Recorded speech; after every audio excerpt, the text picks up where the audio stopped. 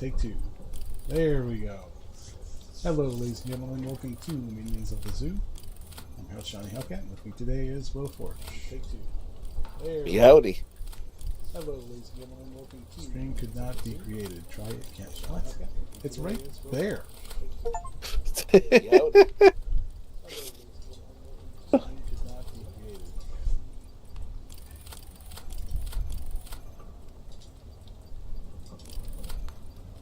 Okay, You're putting in a serious may effort. or may not be going at the moment, so I am not going to click on finish here because no, that's just not going to happen. Where's my so let me grab the phone.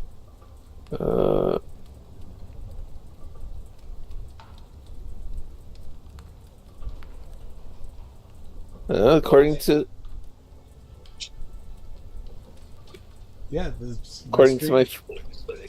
according to my phone, it's going.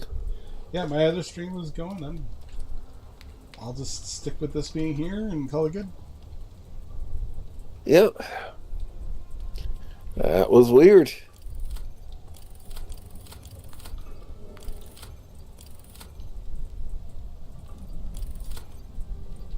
It is what it is. Anyway, how's your day going today? Goes all right, other than a minor annoyance I had with work today. Well, yesterday to today.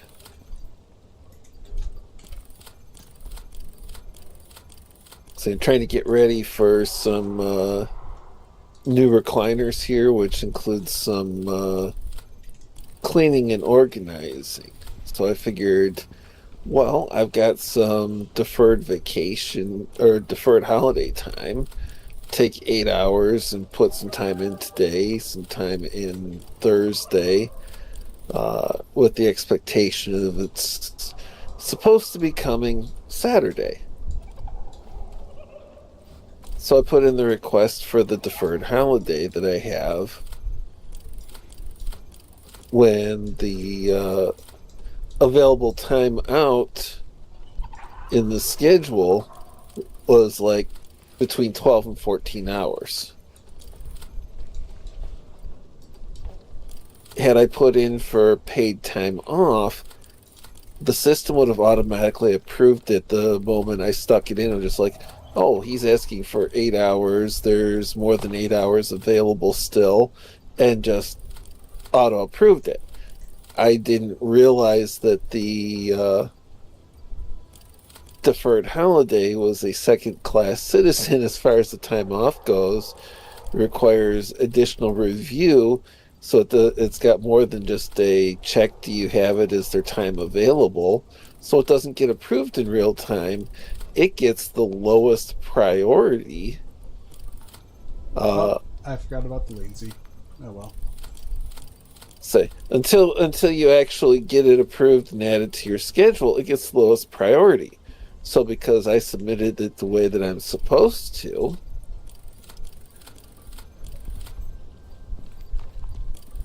we then had between like 6 and 8 p.m. yesterday, 2 people decided to take today off. And then, which put it into the negative block, and then one person called out sick today, which hit the point of, oh, now we're reviewing this request for deferred holiday. Oh, the available bank is in the negative. You're denied. Of course. Even though I requested it hours before everyone else. They're like, ugh. So I said, fine. Look at my answer. No, there's not the time available Wednesday. There's not the time available Friday. I've already got Thursdays off. So I rescheduled the furniture delivery. Scheduled 8 hours of deferred holiday for next Tuesday. And so to finish getting ready, I have this Thursday, not counting streaming time, Saturday, Sunday, 8 hours Tuesday, next week Thursday, and I happen to have Friday off. I got to make sure there's not anything else on my calendar for that time because I'm not aware of anything special that I normally put on August 28th. And my joint specialist isn't until October. So I might have just put the day in on the schedule to be like, man, there's a lot of time here without a gap, and let's just take and fill it out to make sure I get a couple days downtime. Well, it gives me the time to that's a disappointing. Work on that too. And then when all is said and done, I'll have 2 new recliners and my 3D printer set up. So I unfortunately cannot load your dropship. Oh, that sucks. Which means you need to come over here, load up your dropship with stuff, and then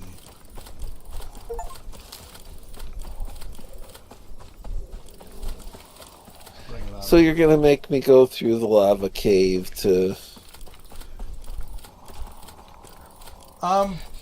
It's much better now because I think I left it over there. There is a jackhammer now.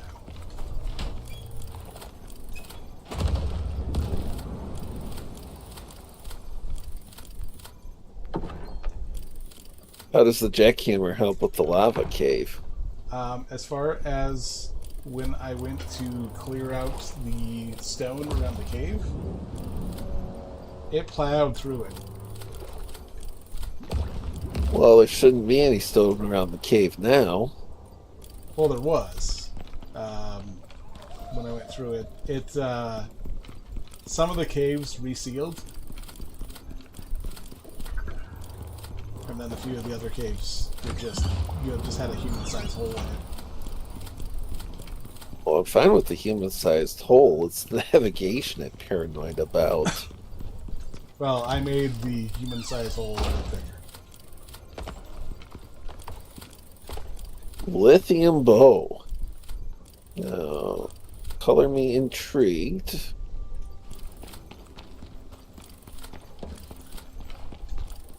I've been thinking about that one as well because it has an automatic electronic start. Which would have to be good for the robots. Those drones are annoying. Right. Okay. But I'm wondering if it doubles if you have, like, say, the deep, the cold steel arrows with it. You know? Alright. Everything is up and it's got to be thereabouts for the cave, for the lava cave. So let's take Ravager. Great. Sort.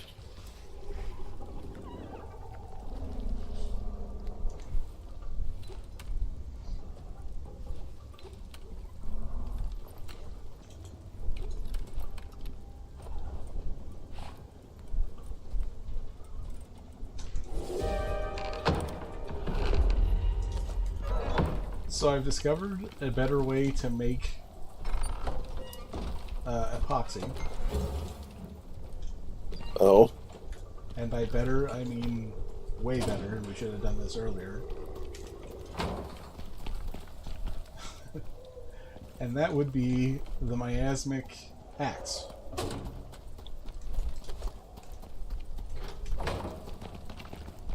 Because the miasmic axe, if you chop down a tree, it gives you tainted wood.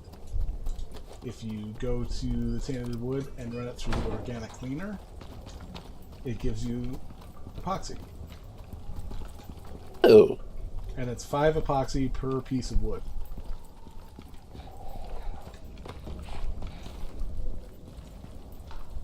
That does seem kind of convenient. Of course, that is very late game stuff. That is not early on. Right.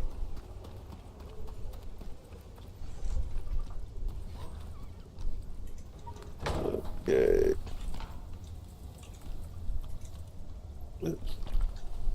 But it's very good for ammo.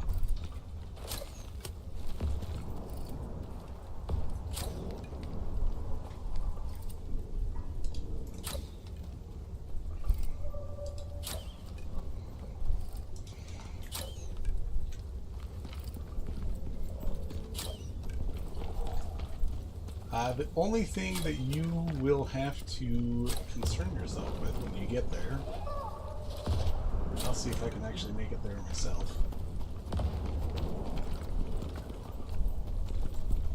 As if there's Yetis? Well, not Yetis. At least not in that biome.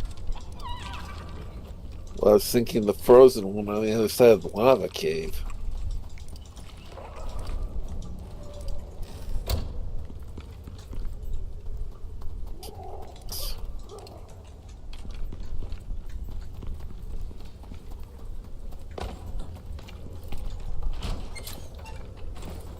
Of course, there happens to be a storm now, so.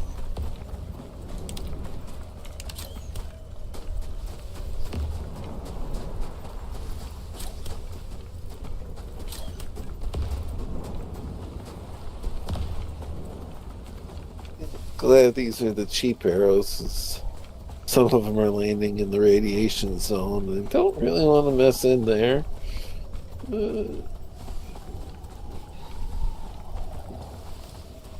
Oh, spider.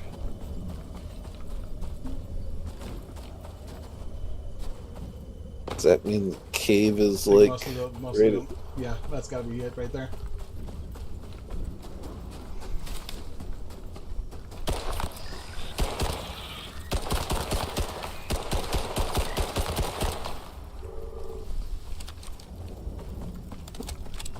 Yep, there we go. And all the stones stacked up there. Okay. So there should be just simple... You should definitely be able to walk the path now. Easy to follow ice bridges. Alas, there is no Oh, that longer was... ice bridge. Yeah, that's not ice. Neither is that. I had Scoria, whatever it's called, made it into the flooring. Well, stuff should hold up. The only place I didn't have any was the ice bridge way over there until the end of the hill.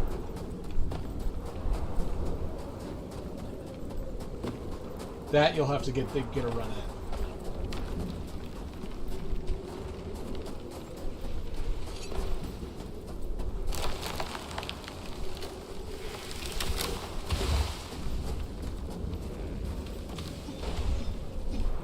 Good enough. Don't fall, don't fall, don't fall! Don't hit me. That was close. Someone's trying to get me to go to the Prometheus School of Running Away from Things.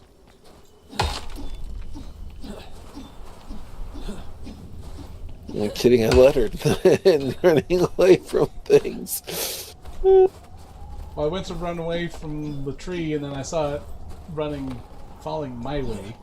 And I'm like, okay, so I don't want to do that way. Okay.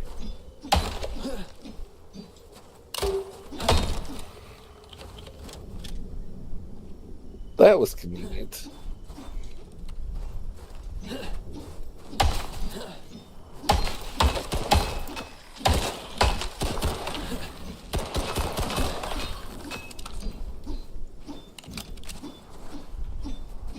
figuring I took and dropped a grenade on the pack of spiders.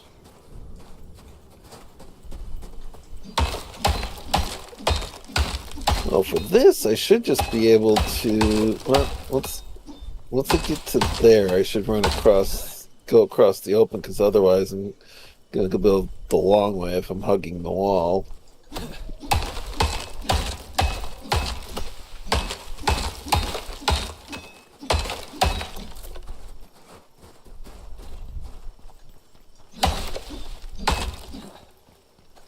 I have to like repair a bunch of stuff once. Skulks.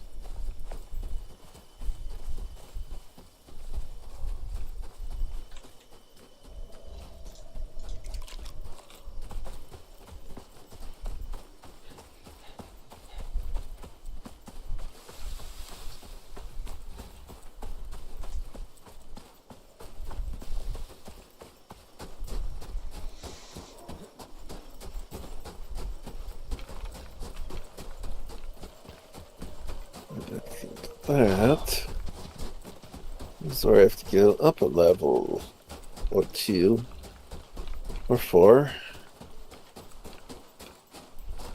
You know, zebra seems like a pretty good idea. Oh, there's your ramp. Yeah, you'll need to be a little careful on those ones.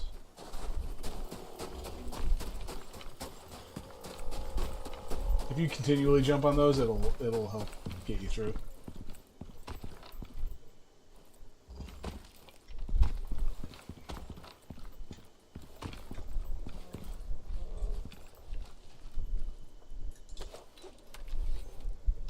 Infected bark.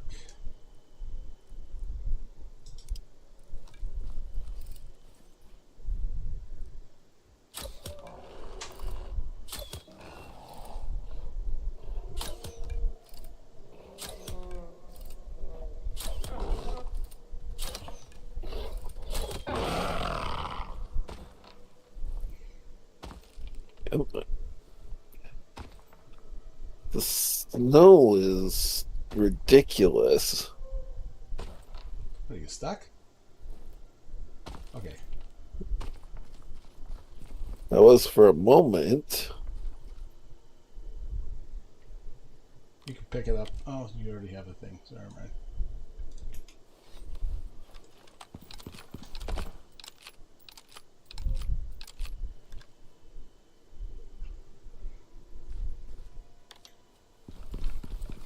All I'm going to do is I'm going to open up with my knife to grab the arrows.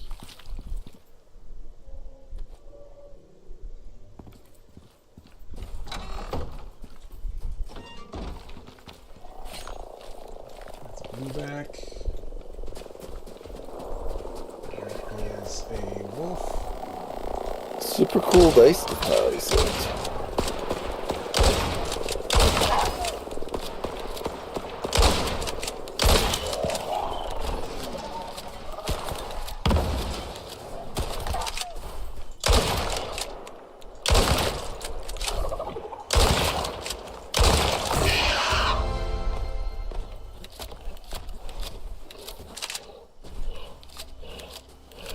Get one more level here, and then I want to go across to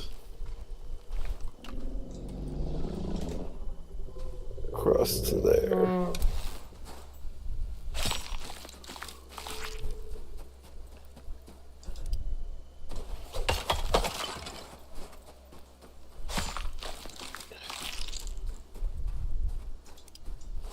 So what's your what's your ridicule of the absurdity that some people believe that there's like gonna be a 7-second disappearance of gravity tomorrow? Everyone's up their own ass about all this other stuff. Hey, I'll believe it when I see it. Yeah, that's about where I sit too. It's like What's the rationale behind it? I guess would be, I should say I should ask. I haven't looked into it in depth. Just the. Or is that just the next big paranoia? Supposedly some kind of because the equinox is anomaly. Over, so, or is that, well, there's. Or is that summer solstice? Never mind. There's.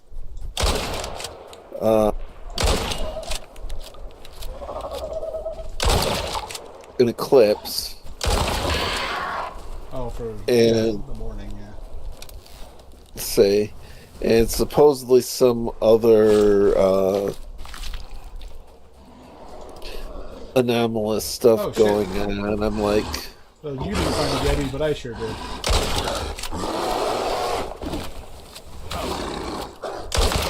well, I haven't got. Say, give it time, I might still encounter one. But yeah, I just like considering what we know about the cause of gravity, about the only thing that I could, the only stuff I could think of that would be particularly lending to all of a sudden you have no gravity on Earth for a period of time would be like horrifically destructive. Well, I mean, what you really have to do then is you're not looking at something to negate gravity, because that's pretty much destructive of the planet. You would have to have something that is even a larger gravity source, which is also pretty much destructive of the planet.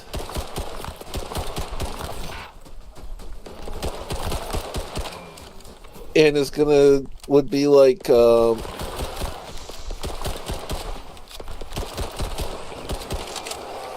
I got a Yeti. Ouch. There he is.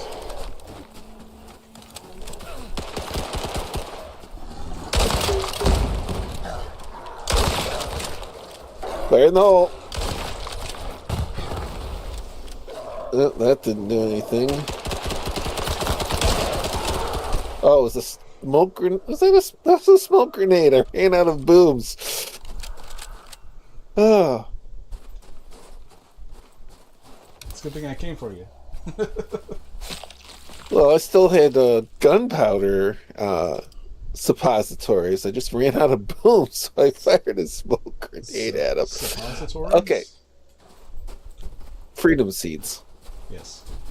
Do you want to get the rest of this Yeti? Because I'm full up. You're full up.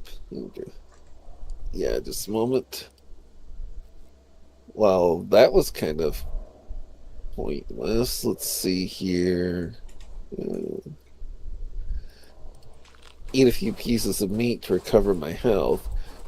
Yeah, so you gotta figure what could negate gravity is something of greater gravity. Well, if something of greater gravity is getting involved, it's not going to make everybody just float up into the air. It's going to be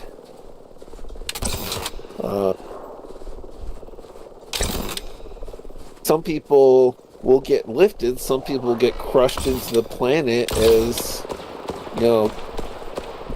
gravity that they have relative to whatever this new gravity source is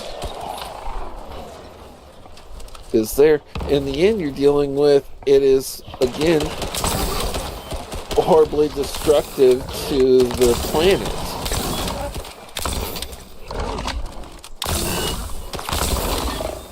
Because let's face it, if we get close enough to something that's got enough gravitational force to negate the gravity for people living on one side of the planet, it's going to kill everybody on the other side of the planet, for one. Right. Or at least injure a number of them. Anyone with medical fragility might die.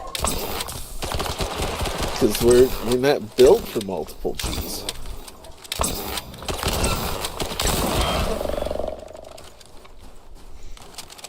And that big of a gravity source that close to our planet is probably going to cause an interstellar collision.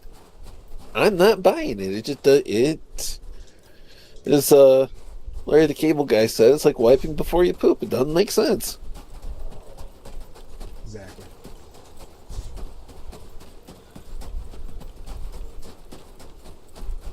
That's a Tusker.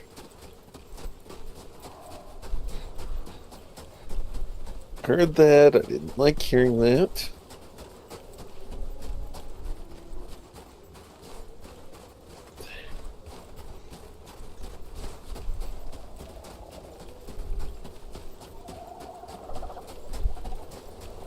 Of course, that reminds me of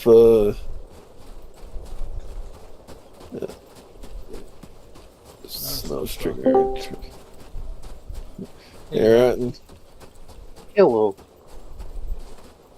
Try to jump in here and talk to you guys for a little bit. At least I'm done. I'm going home to get a shower. Of course, that reminds me of days working loading trucks at FedEx, because I would stand there and would talk anything from gaming to, say, talk across the belt to the guy loading trucks on the other side. Anything from gaming to quantum mechanics and wormhole theory. Sounds like a smoke pit conversation. Sorry? I said, sounds like a smoke pit conversation. Yeah, we were doing it while loading trucks. Except for in the military, it also meant that there was probably going to be casual and plausibly competitive racism. And sexism.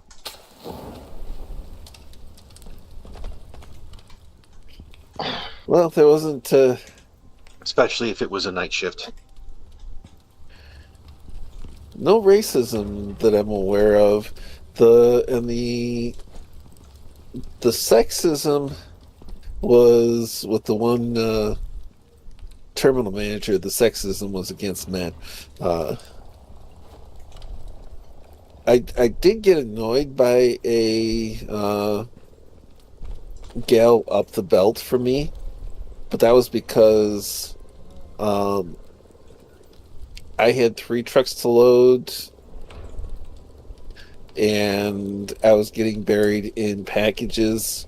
You know, stuff would come down the belt, and aside from certain runs where you get like, oh, hey, there's 40 computers coming down the belt, and they're all for this one truck. 1 out of every 3 packages that got to me, sometimes 2 out of 3, was for one of her trucks. So she was missing packages right, left, and center, getting the end of the belt clogged up on me. They're like, just do your job. I got the stop on the belt. I am handling all kinds of insanity here with trucks, including 2 of the most heavily loaded trucks in the terminal. And I'm still getting significant packages that should have gone on her trucks. She was stupid. Or lazy. Or both. And this comes back into some of that sexism too. You know, terminal manager comes down. If 1 package in 5 at the stop point on the belt is for my trucks, I'm getting scolded by the terminal manager, and if 3 out of 5 are this gal's, nothing's being said.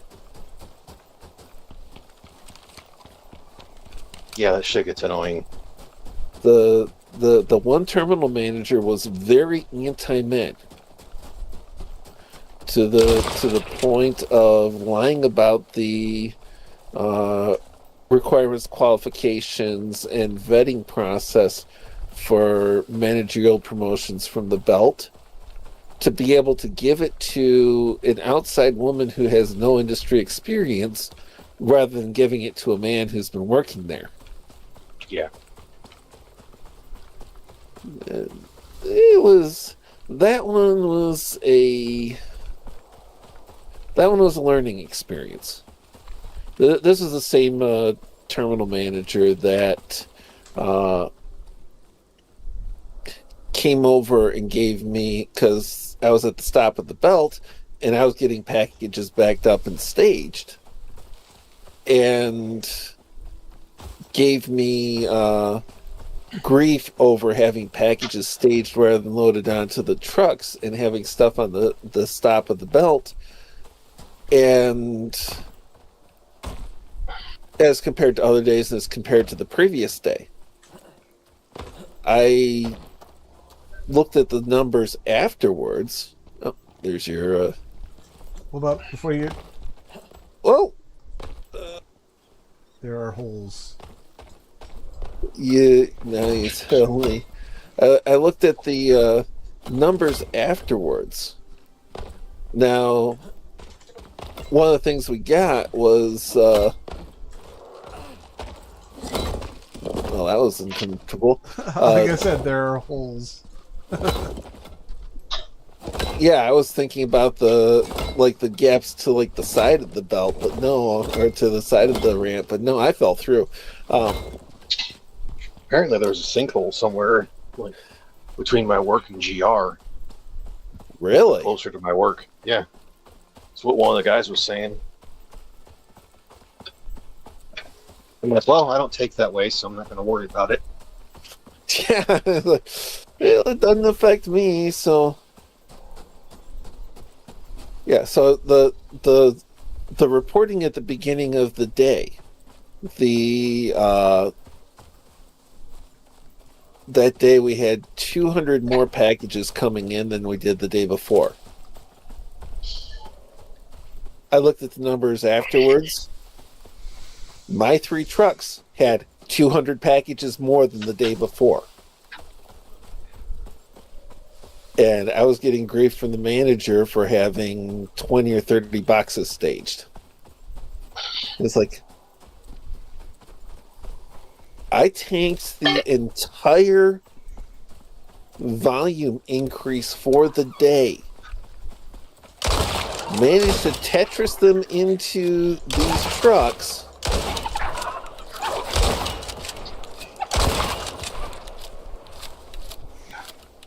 And you're giving me grief because the one time the stuff that's getting past the ladder on the belt to me isn't 1 out of 3 from the person directly above me, is because every package on the belt from the stop to the top is mine.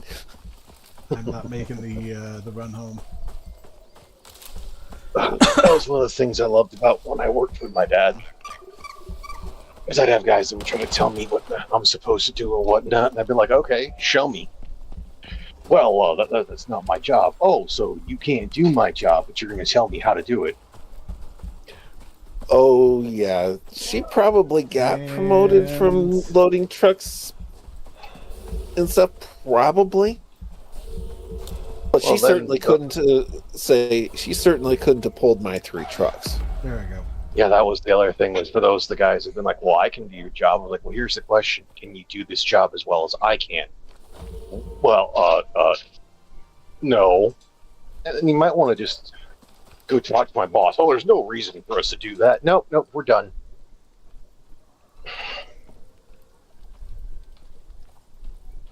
Yeah. But that's where I got to the point, that was the job where I learned to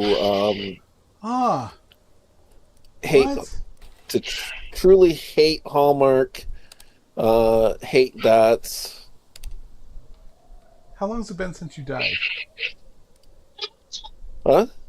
How long has it been since you died? Since I died? Yeah. A little while, huh? I don't have my mods.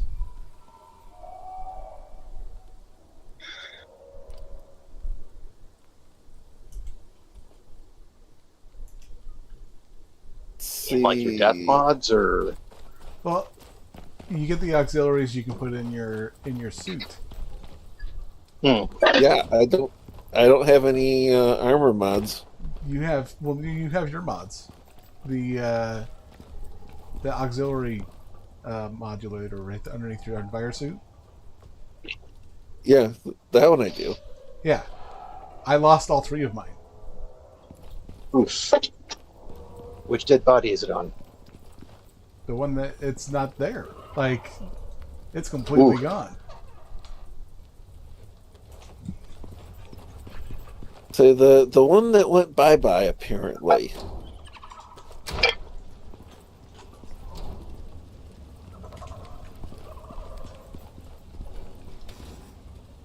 Okay. Let's try and repair all this stuff. I need titanium stuffs. Okay. Titanium ingots. Nope. Oh, I need titanium plates too, I'm sure. I'll take it one piece at a time now.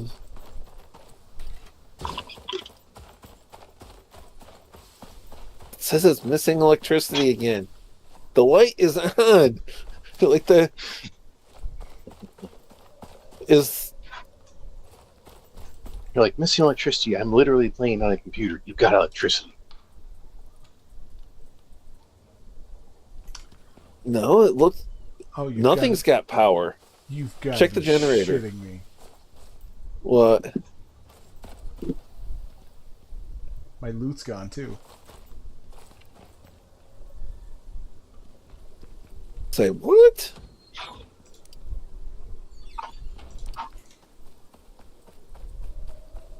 I'm going up So you like to lost everything? Yeah. This The is game probably glitch? gonna hurt. This is gonna hurt. Let's see. No, it's got uranium rods in it. Is the waste full? This is I'm taking over rads, but nothing is showing having power. It's probably just glitching. I don't think glitching. Let's see. How are you not showing power? Does the game need to be restarted? Probably.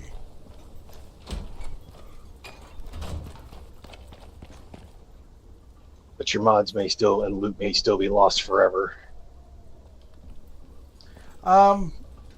If it's from a corpse, it's not supposed to.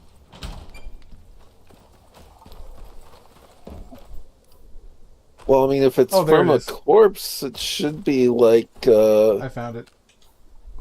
Okay. Oh, good. I was gonna say it should be like right there, just before the house. Yeah, I went too far down. But it's not marked on the map either. I noticed that.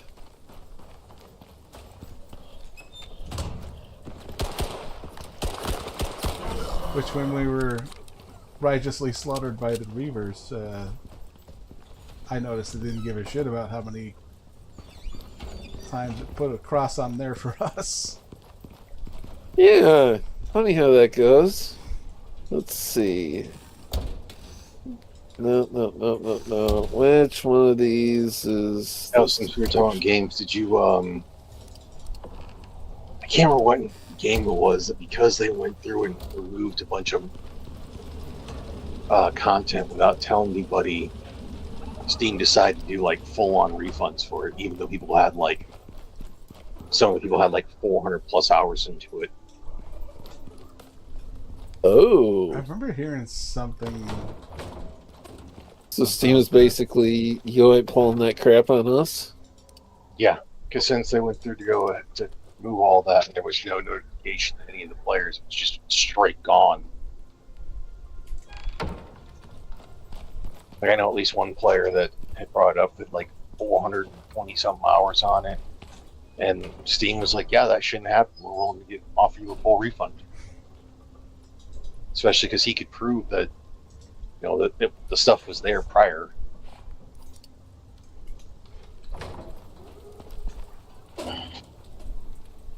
Yeah, say what you want about Steam, and they've got their issues, but they also...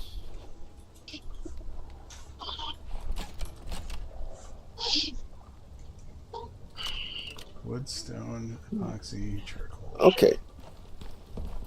I'd like reconnect it. So basically everything that's got power isn't showing that it's got power to me unless I reconnect it.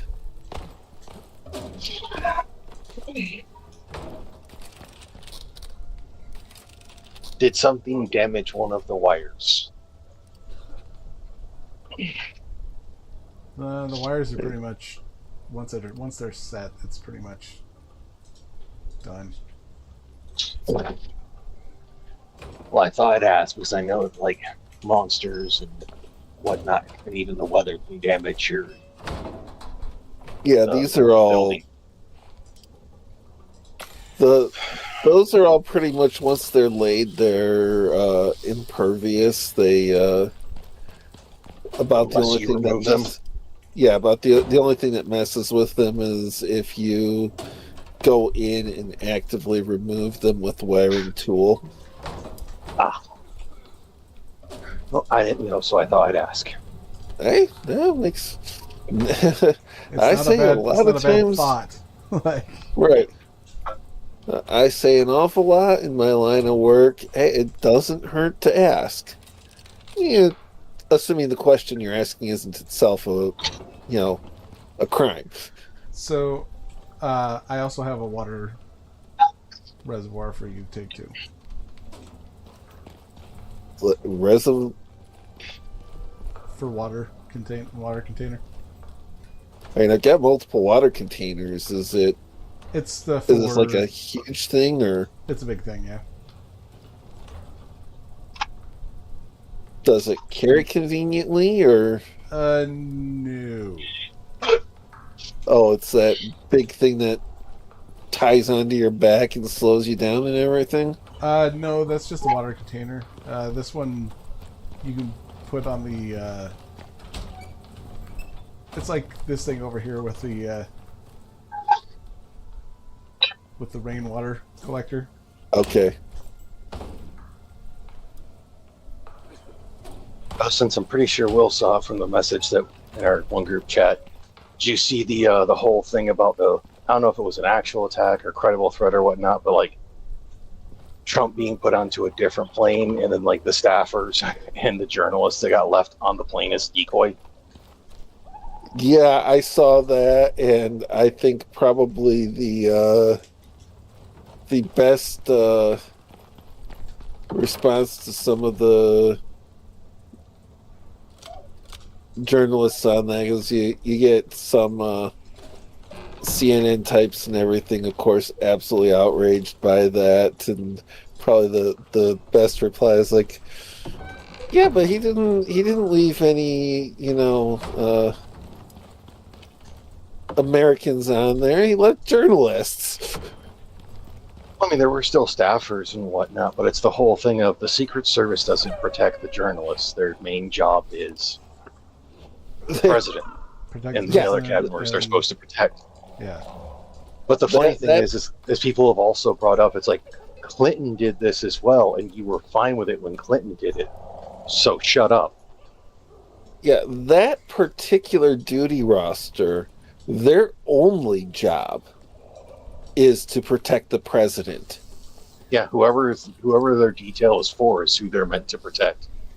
And quite literally, they can legally rough up law enforcement who get in their way.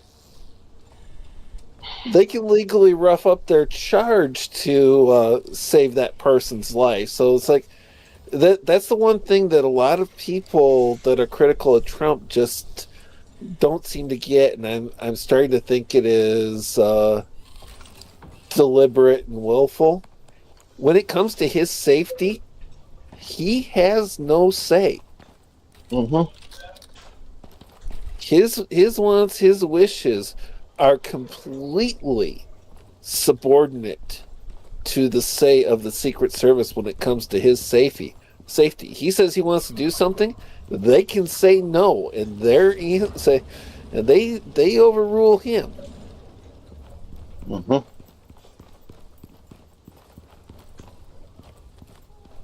And it's like,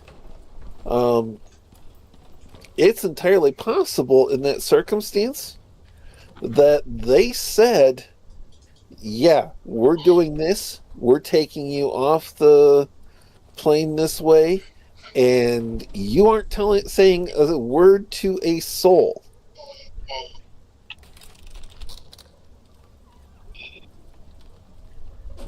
Because that's their purview, that's their job, and they do take it seriously.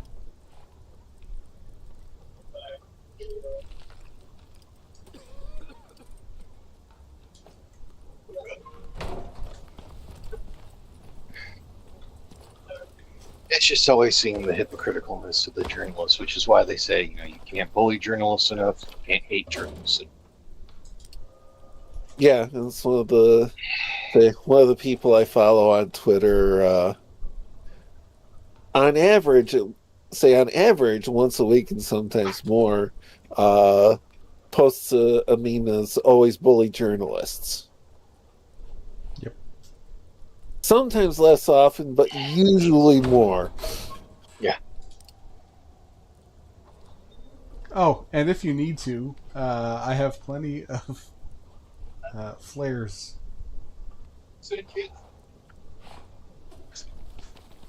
Yeah, I saw that. Do the flares have a separate gun?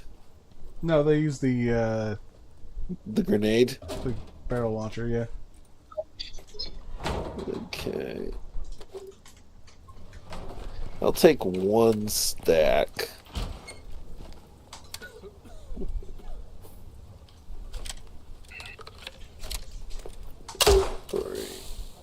Oh, we should be coming up near the end of that 7-day hold for the Fifth Circuit Court decision about the assault weapon NFA stuff. Oh, to see if the government tries to appeal. Mm-hmm. That's one to get me considering joining certain groups, but then this still doesn't.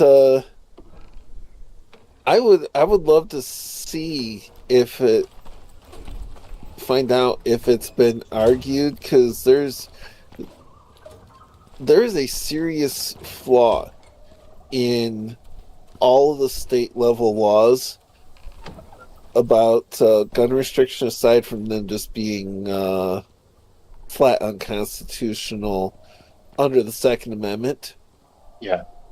Well, the way they got around it with the NFA is because it's technically not a registration of a gun, it's a registration of a tax, since there's no longer a tax to be registered. Except it is also well established under the Constitution that a targeted tax on a constitutional right is unconstitutional. That was decided a while back in a case with Minnesota Star Tribune, suing about they were suing about a targeted tax on printer's ink. Well, they ought to do that suing for, a tax on cigarettes, like on tobacco or nicotine products, for alcohol, gas. Well, for those, you're dealing with, these are things that they're not, they're you're right more generically, but they're not specifically constitutionally limited. They said under the prohibition of infringements on uh, First Amendment rights, placing a targeted tax on printers ink, basically the means of a free press, is unconstitutional. That means placing a targeted tax on any arm, the means of the Second Amendment, is de facto plainly unconstitutional, no matter how applied. The other thing that gets me the argument I want to hear, I want to have seen heard in the Supreme Court is the full faith and credit clause. This is why your driver's license from Michigan is valid in Texas, in California, in Washington, and every state in the union, is the full faith and credit clause. Now, as much as any licensing scheme for gun ownership and carry, as far as like the concealed carry laws and everything, can be quite reasonably argued to be unconstitutional, states not having to honor the licenses of other states is flatly unconstitutional. Yeah. Hey, old guy gamer. Oh.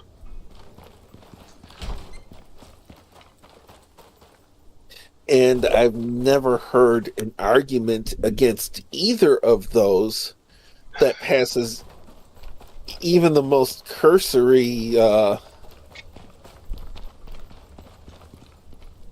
sniff test or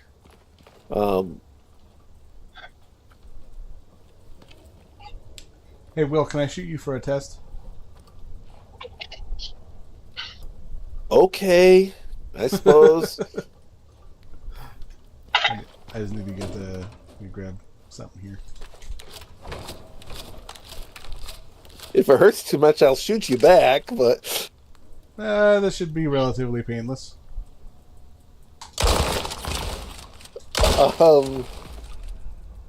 that was not relatively painless.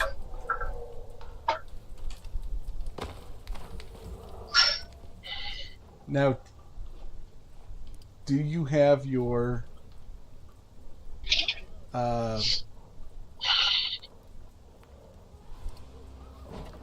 you do. My auxiliary module, yes. How do I know? You still don't? Did you not pick it up off of a different corpse drop? No, like when I died on the next to the base, it's not part of my inventory. You had it when you died and you didn't when you came back? Right. That's cursed. Now, what was I going to... Oh, yeah. I need oxygen soon.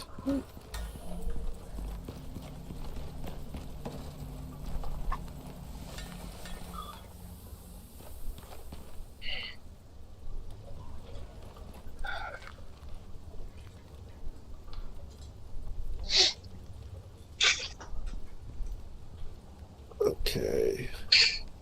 Not that.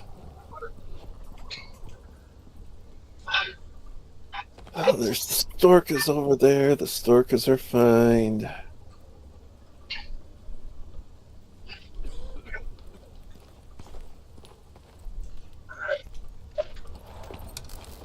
Trying to think my way through stuff. Let's get the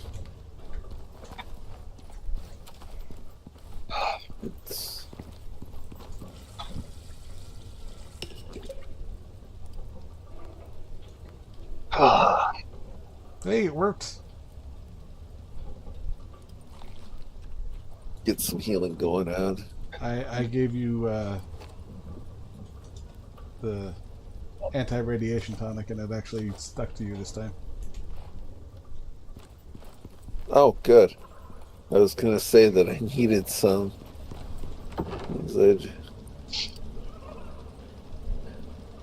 I'd run out, and I went to check the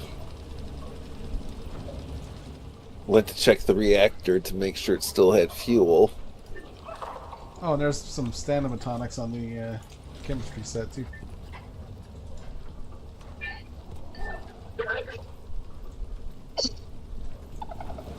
Antiparasitics. Organic resin and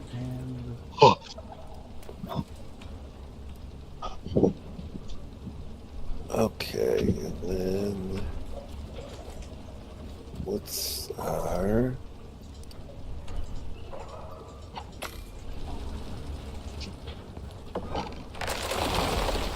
Come on.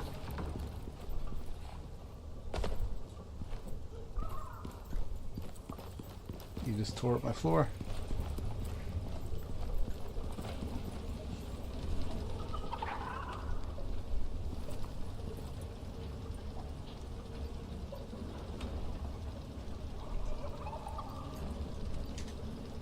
Well, I don't actually need to repair that quite yet. What the...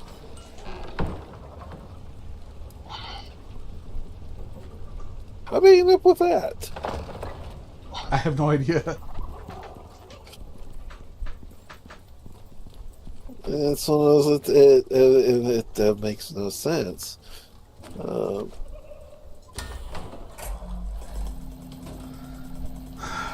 Okay, so there's another mystery thing.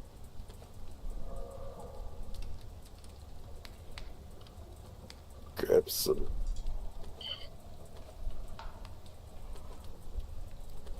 ammo. It's, yeah, the 7.62 is the one I'm low on there. Oh,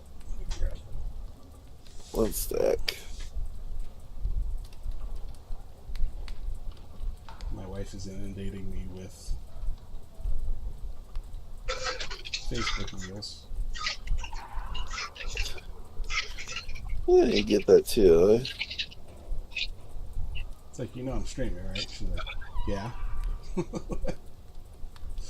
Okay. You can watch him later.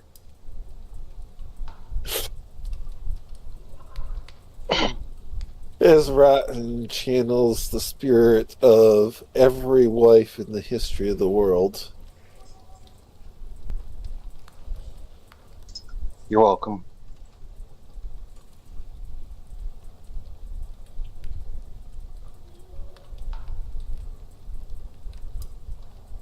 And that is the voice of an experience.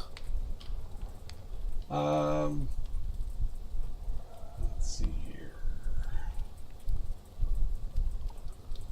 That there, and throw those and that back for now. Sort. Gives me a few empty inventory slots. So I'm supposed to put stuff in my drop pod. Yes. Whatever you want to not have to carry all the way over there. And on top of that, my water's gone. Why do so many freaking newscasters on like MSNBC and shit dress like they're Saturday morning villains? I think that just answers your question. Obvious answer. I found it. My that's it disconnected and reconnected. So what'd you say? It was an obvious answer. Just that.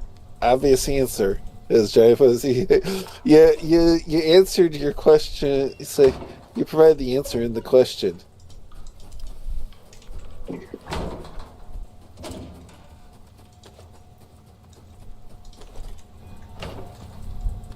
Okay. Because like the one dude was like shaved head. Okay, he's got them thick ass rim glasses. It's like, dude, those don't look good on your face. And then he's got like 3 different shirts on. Well, that's like, what's his face? Roland Martin, who looked like a Scooby-Doo reject.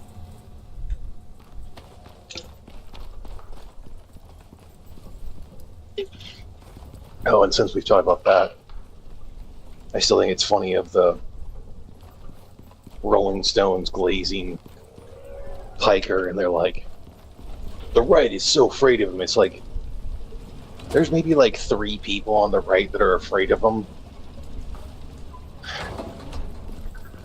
Most of the right finds it to be pathetic. Like, I'm not even in the greatest shape, and I still think I could probably beat him in a fight.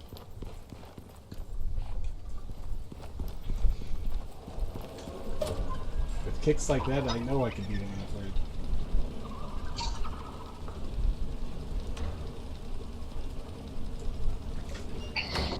fight. Completed through the orbital exchange. So I stick stuff in the dropship cargo, and then what? Go Then up you to the head station back and come back down, or no. Once you head up, I would actually put stuff that might be heavier. The heavier stuff you want to put in there. Let's see here. that right there is heavier. I guess what are we missing up that's up to put up there? I don't know. That's there's the anti-radiation stuff. I'm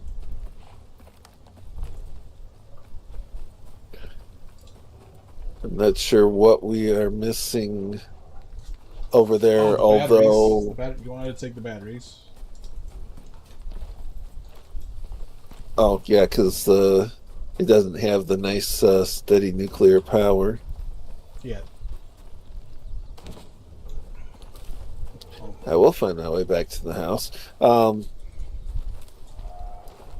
Should do the stuff. Make sure we have the stuff for like an orbital drop, because orbital supply drop there would be convenient too. Well, that can go next to the thing. Go there. So let's see here. OES. And the repair cabinet. Orbital exchange. That is just freaking convenient.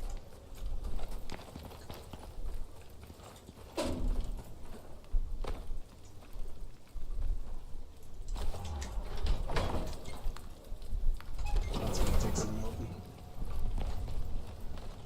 Figures. Oh, I need to come over here. I guess I'm going to actually have to check this out pretty soon. The documentary, it's 2 episodes in so far, but The Fall of the Boogaloo. The Fall of Boogaloo. Mm-hmm.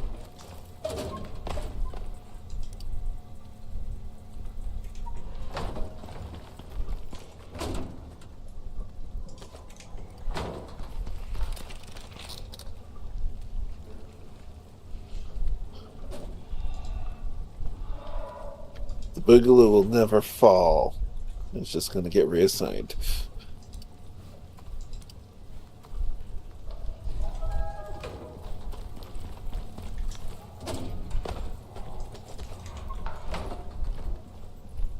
That in there, throw that in there.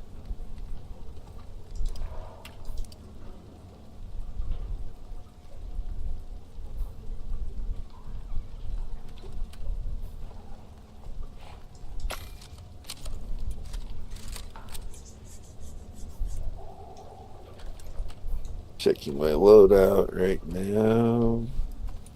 Keep that with the cold steel round still.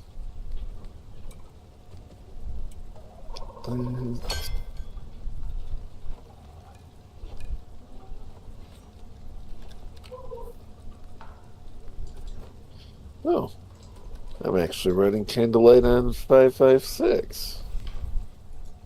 Two. Let's see. Let's see. Crude There grenades. is some 556 here that can be afforded to become something else.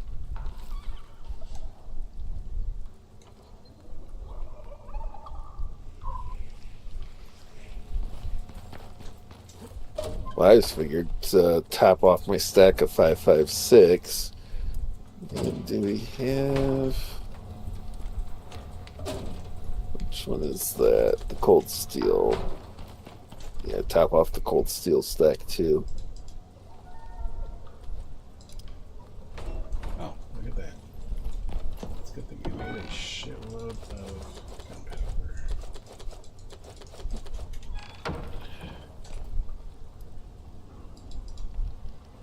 Let's see. 556 is right there. Portable beacon. Composites, titanium. Dang, that is a lot going on there. But Yeah, if we can pick up a lost mission, then that'll make it easier.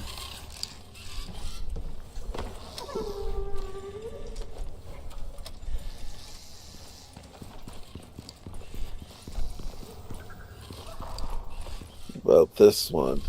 Aluminum, cured leather, refined wood, and stone. Pretty sure we got that.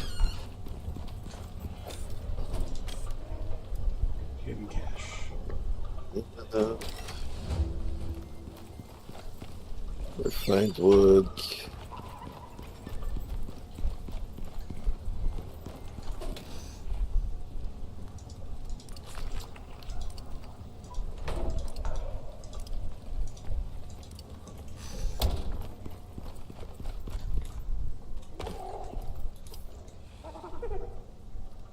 Oh, that's easy enough. I'll take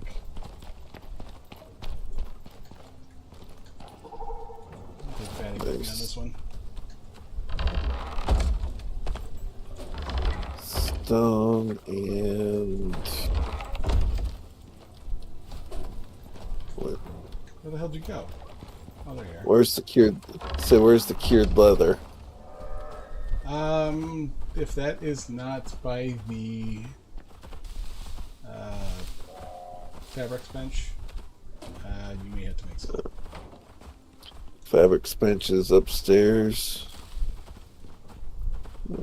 Trophy. Textile. With the platinum weave and the platinum sheath. Yeah, I think I might have to make some.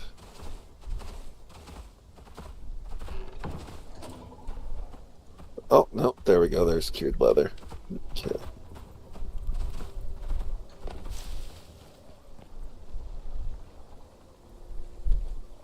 There it is. Okay, pet you.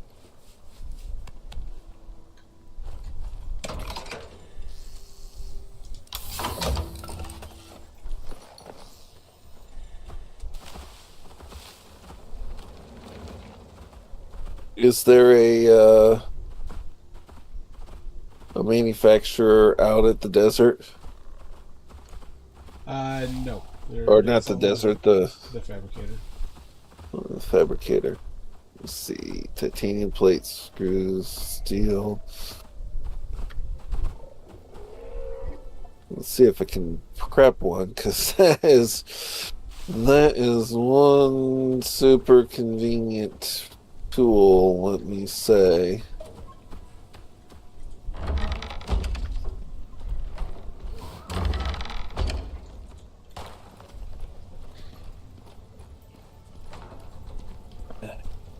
Oh, and here's your thing. What thing?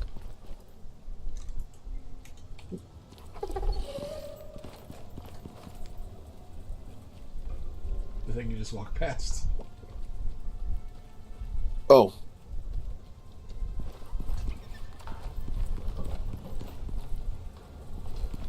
I don't think it rains there.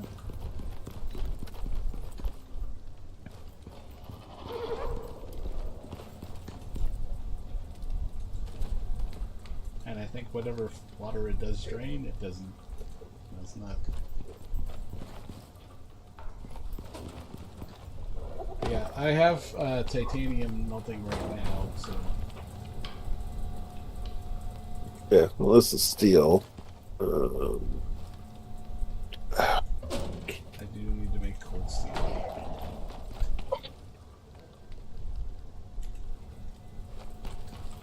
Titanium plate, composite steel screws. You know, what you gotta do is put it in the refrigerator and it'll make it cold.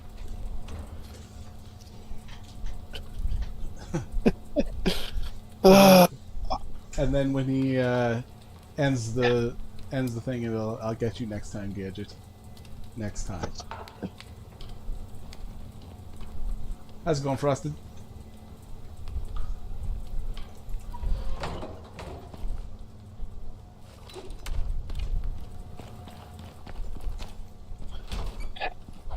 Now, if only Tyr were here, I have a pun to make, or a dad joke to make his ass groan.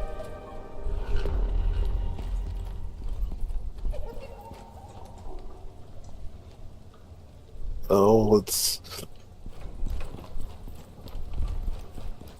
what's your intention for destroying Tyr this time?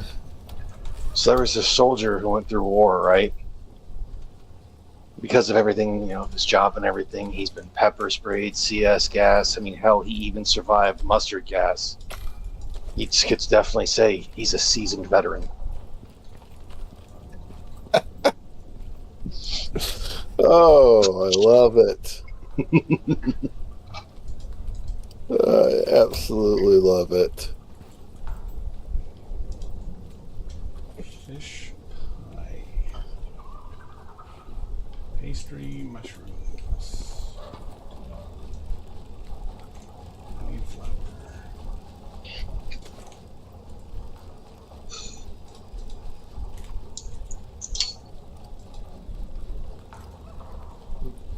Need yeast.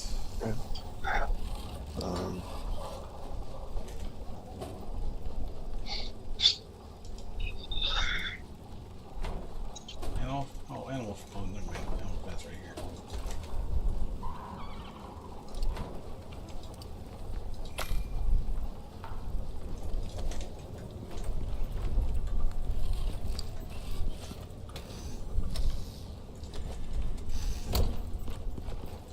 All the titanium plates. That should give enough, which means I just need the steel screws. Mushroom. Fishy. Oh.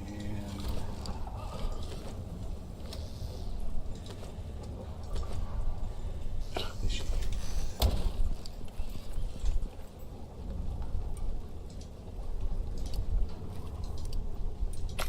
I'm in charging lithium sickles. Throwing that in the tools weapons box. Oh, since one of my old buddies from the military was just messaged me back, because he's been making, since he's been getting the approvals, making suppressors, but then going through and using like energy drink cans for the outside of it. So to fuck with people, he used a Ghost energy drink can and then put it on a 3D printed Glock. So he's like, a Ghost suppressor. He's like a Ghost energy drink suppressor for an actual Ghost gun. I don't have the thing to make it function properly, but I did all of this just for a pun. Nice. Yeah? I'm like, I love commitment to the bit. That is exactly it. Is sometimes you need to. Now, is Boston a busy city, Frosted? Because he said he was going to Boston every other day. Now, I've only seen Boston in like news articles, so it's Or movies. or movies. So I can't say whether or not, you know, Boston is Boston. My question for him, he says, is going to Boston every other day. Why? Apparently not by This choice. is Frosted. Yeah.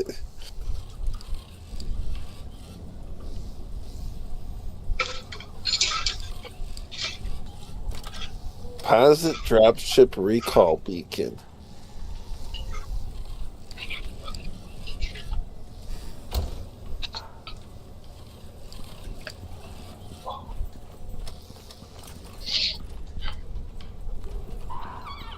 Oh, well, that's handy. Manufacturer sort. Oh, that's heavy. Okay. Well, it's yeah, it's gonna be heavy. And I went to see if the pills worked, the little beacons for the handheld beacons. They do not.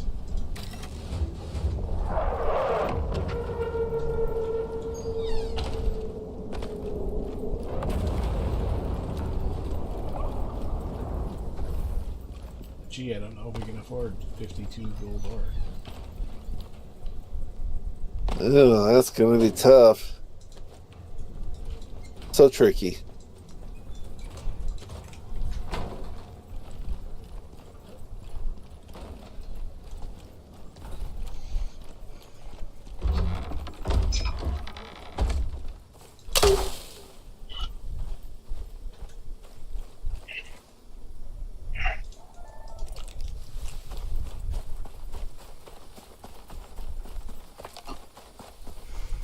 Well, the flare is a good signaling tool.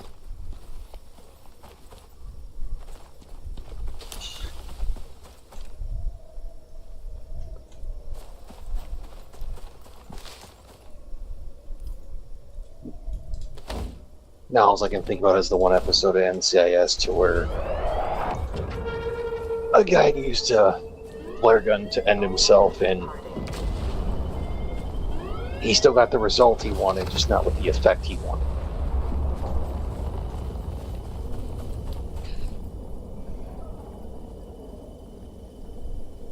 So he died, but it was a particularly terrible way to go.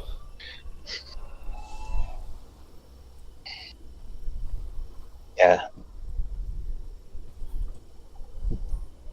He died, but instead of it being the whole thing of, painting the walls or ceiling,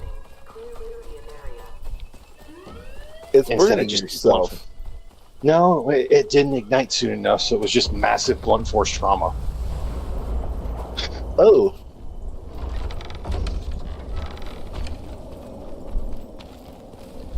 I was actually half expecting him to do that whole thing being like, he didn't die, he just knocked himself out and damn near set the house on fire.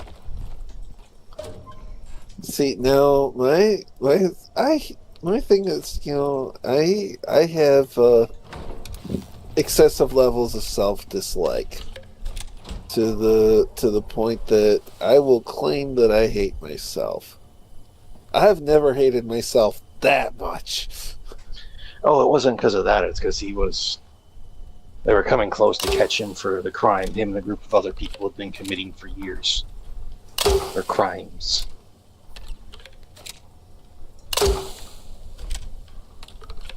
Basically, the episode was, what if the Breakfast Club did crime? How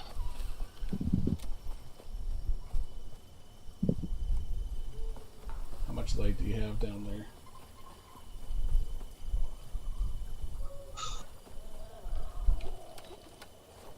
And then it turned out for the person who initially died was the fault of their old art teacher. Because they had stolen an expensive painting and she was trying to steal it from them, basically. And because one dude was wanting to come clean, she poisoned him so he died. That's pretty good. That's pretty good light.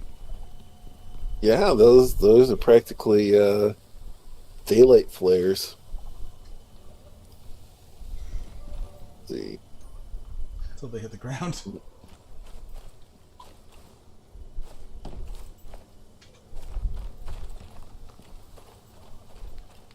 Get the lantern back.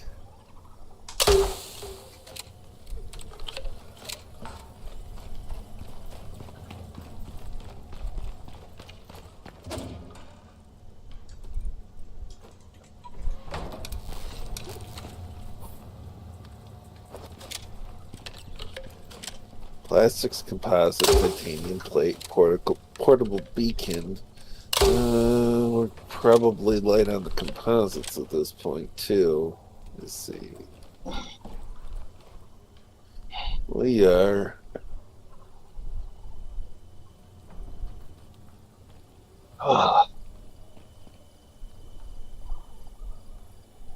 So far, just like 28 hours more work, and I am off for a week. Iron silica gold, iron silica platinum. I'm gonna go with iron silica gold, I think.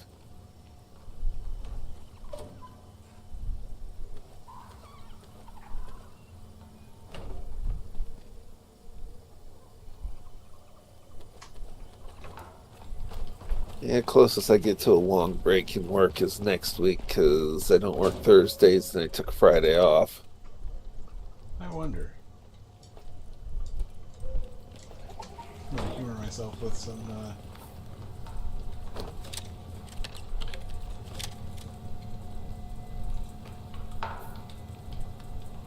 Well, anyway, here's Wonderwall.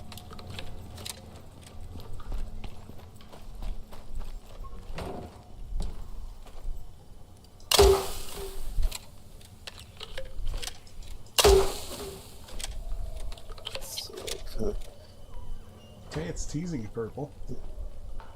Say, the Wonderwall, let's not say we did.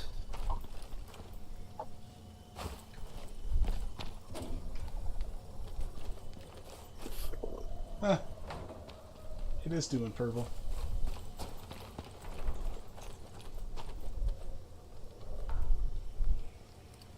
How's it paste?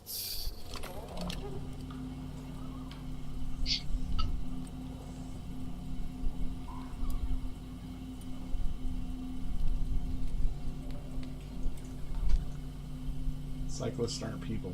That's a water is wet type story there. Yeah,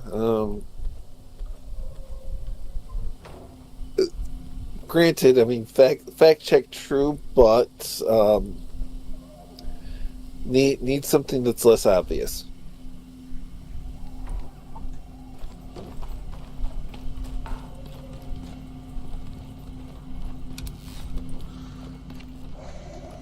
Okay, that's enough playing with those things.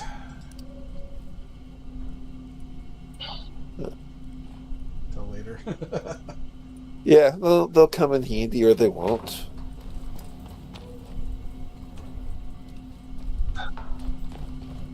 Guess there's a new season of Reacher coming out. I still have yet to watch the third. On the 12th, yeah. My wife was pretty against. She didn't like season 3. And to be fair,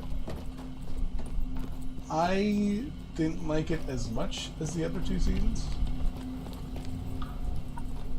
I still think they just turned it up too much to where, you know, the first season it's Reacher. They have the death of his brother. They introduce one of his formers from his unit, and then for the second season, you just go and introduce all of the rest, and then have like half of them be killed. It's like that's kind of throwing things too much. Right. And then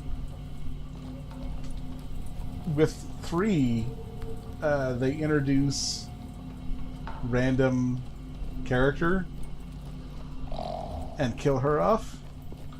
Mm.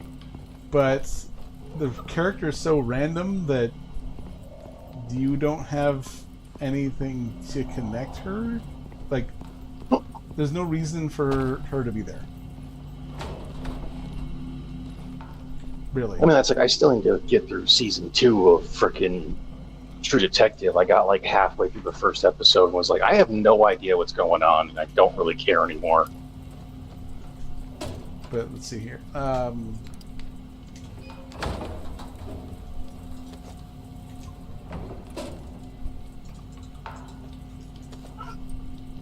So I think season 2 would have been much better as a season 3, and then you have another like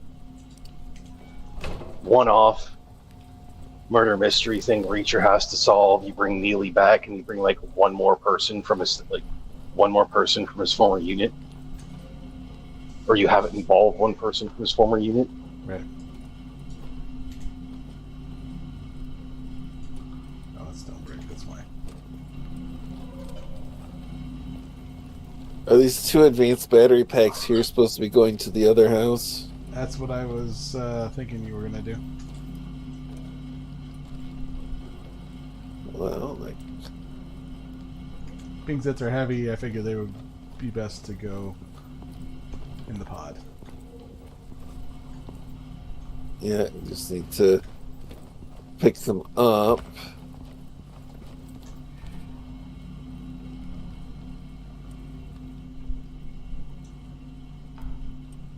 And then you can take yourself some... Oh, you read my mind. I was gonna make some of that. Yeah, well, I'm also working on the notion of a orbital exchange beacon for Right.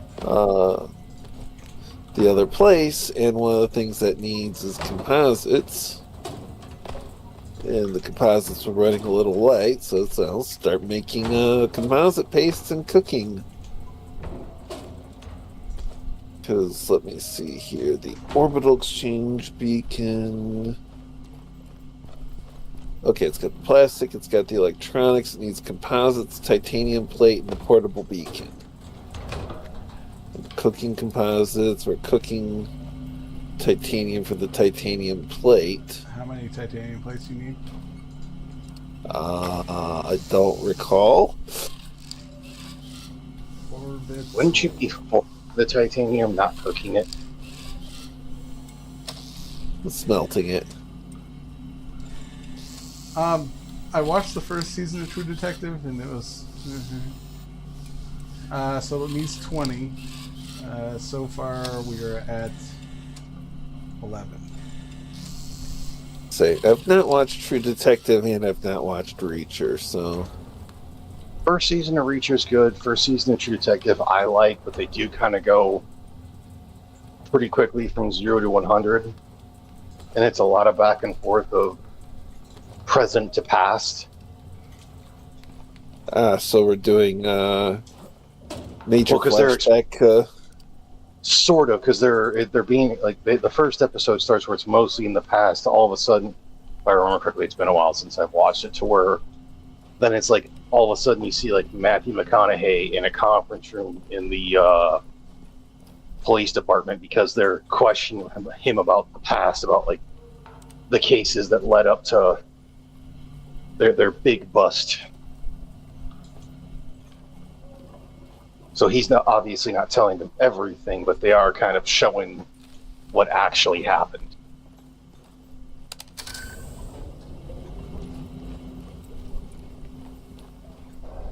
So I would say before you watch, I'd almost say watch season 1, then watch Wendigoon's video on the Yellow King, and then rewatch season 1 dang near. So you can go in blind, hear some things about it that have less to do with the show, but a little bit about like lore from the show that, you know, Are you on your way back? everyone relates to.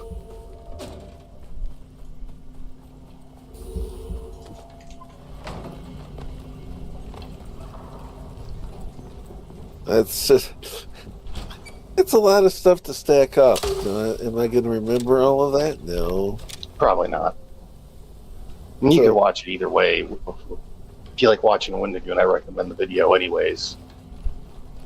Because it's more on the book that was then inspired H.P. Lovecraft to make his variant in the Yellow King in like the Lovecraftian verse. Mm. So the thing is that there's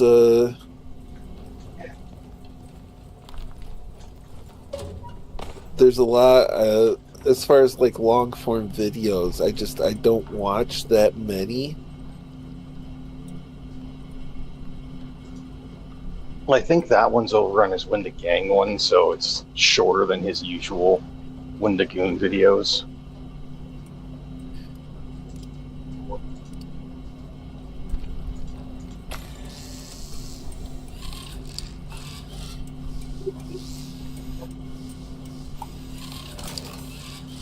Oh, never mind. It's on his Windagoon channel, so it's 3.5 hours long. My bad.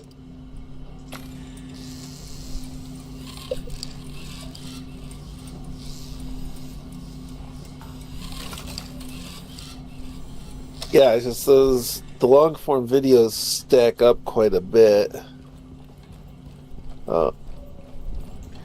I've been watching the little platoon talk about Rings of Power. Since it's like it's been getting me through work.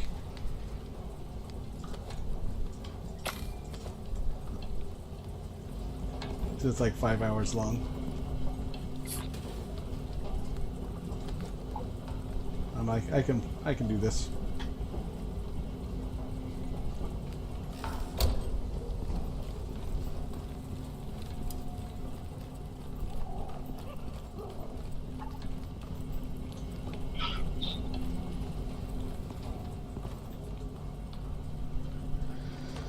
Yeah, sometimes I do Frosted as far as listening to the stuff while I'm doing something else. And if it's just all audio, I can do that real nicely. But if it's things that actually require visual attention too, my brain decides to go fractured real quickly. It doesn't like undivided attention, but it also doesn't like certain forms of mutually exclusive distraction. I will say that's the nice about most of Windagoon's videos is very few of them strictly require you to have undivided attention.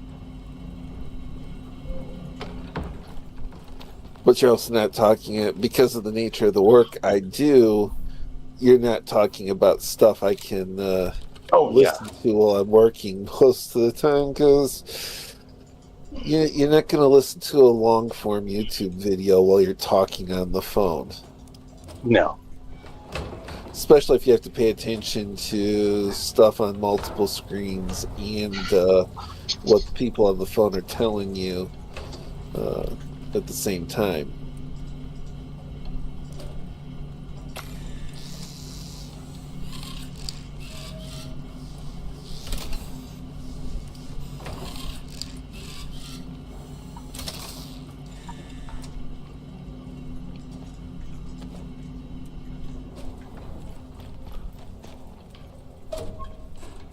And when it goes to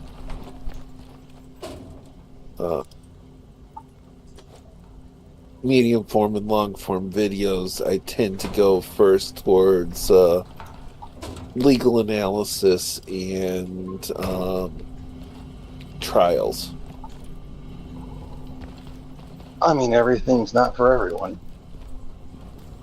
Yeah, the thing is, I like I like stuff like the Lovecraftian stories, and I like, generally speaking, the stuff that they do on Creepcast and stuff. It's just I find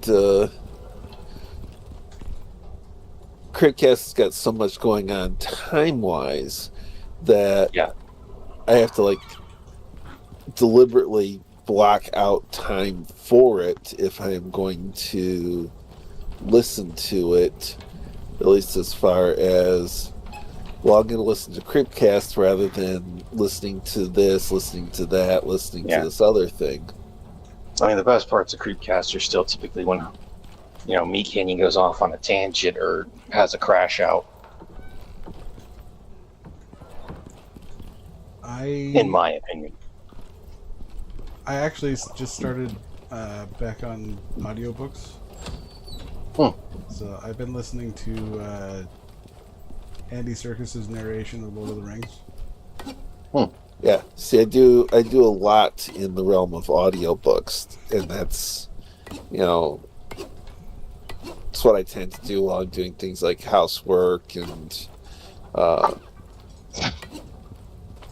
trying I need to start back to sleep and to stuff sleep. like that. Yeah. Yeah, I need to get back to listening to the Count of Monte Cristo, and that I tried. I remember when I was trying to listen to Lord of the Flies, but the dude who was narrating its voice was just god awful, in my opinion, or at least not for me. Yeah, that's one of the things that the narrator's voice in a audiobook can make or break it. Like the one for Fahrenheit 451 was good. The one for Animal Farm was good. Say, I don't even care if they do like different voices and everything for the different characters. And I do find a certain charm with situations where the author is reading the audiobook, and I have told Six on multiple occasions that he should record his audiobooks, because that man's voice. That's all I'm just going to say, that is that man's voice. I couldn't deal with Lord of the Flies because the dude, he was talking like this, and you can't even do a good impression of it, and it was nasally and monotone at the same time, is the best way I can put it. That's horrific.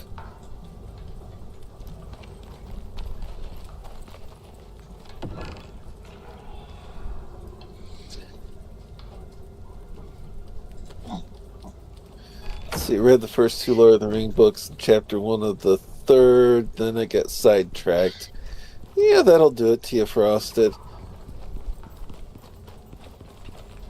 Of course, I'm dealing with, let's see, I've gone through those on audiobook, and it was a pretty good one. Orbital Drop, let's see.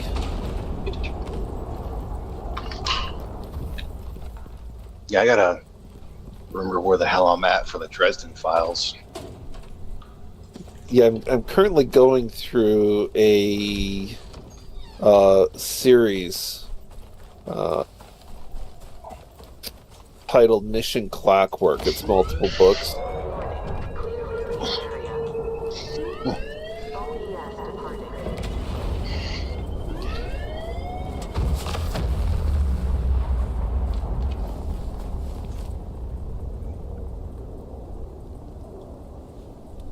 So I know a lot of people like to give Dean Koontz shit for his books, but like, I think the one I read was The Watchers. It actually wasn't bad. Clear area. WEDS departing.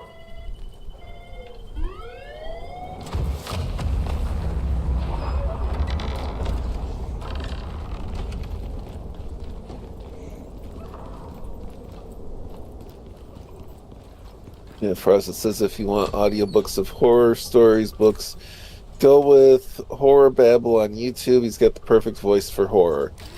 I may have to check that out.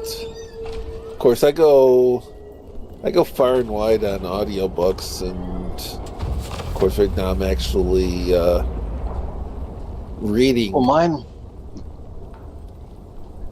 mine was going to that whole thing of like the 6 books people always like to cite but have never read, and I've got half done. So I got Animal Farm, Fahrenheit 451. Fuck, what was the other one? 1984. Well, 3 for 3 so far. And I cannot find a decent copy of The Handmaid's Tale. Started that one, never finished it. I could not get through Lord of the Flies because the author or the narrator I had, and I cannot remember what the 6th book was. Well, Lord of the Flies, I never listened to an audiobook. We read that in novels class in high school. No, reread the A long time ago. Because we read the one that was based on a true story, the dude who just like saved up enough money and then ended up dying out in the Alaskan wilderness because Oh he yeah. was mostly eating rabbit. Can't remember what that one's called. Into the Wild. Yeah, Into the Wild. And I don't think it was The Great Gatsby, the one where it's like the kid who, like, the worst he says is like shit.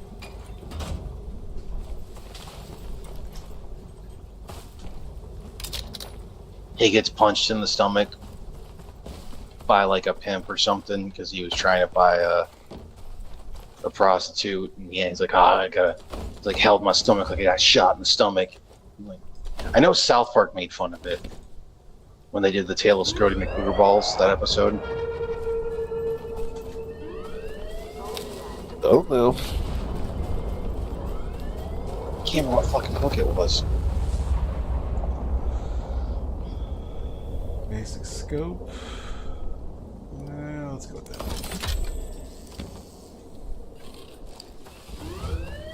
Warning. Clear immediate area. Fact.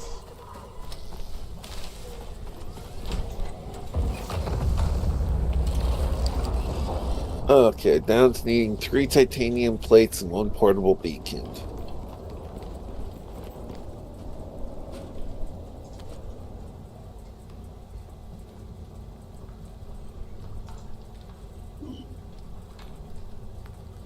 Oh, no, I want regular attachments.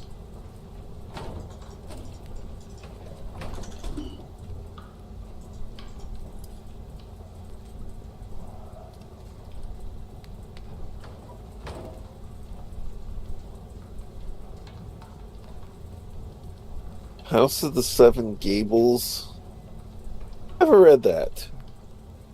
Oh, how many? Oh, so it's- How many do you need? 3 more titanium plate and then 1 beacon. No, because I am.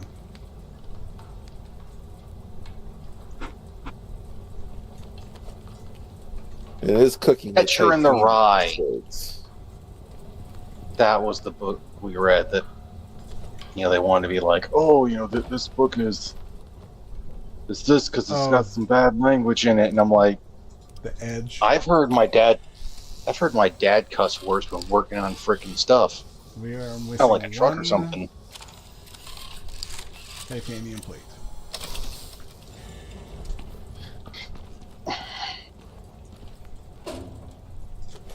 Yeah,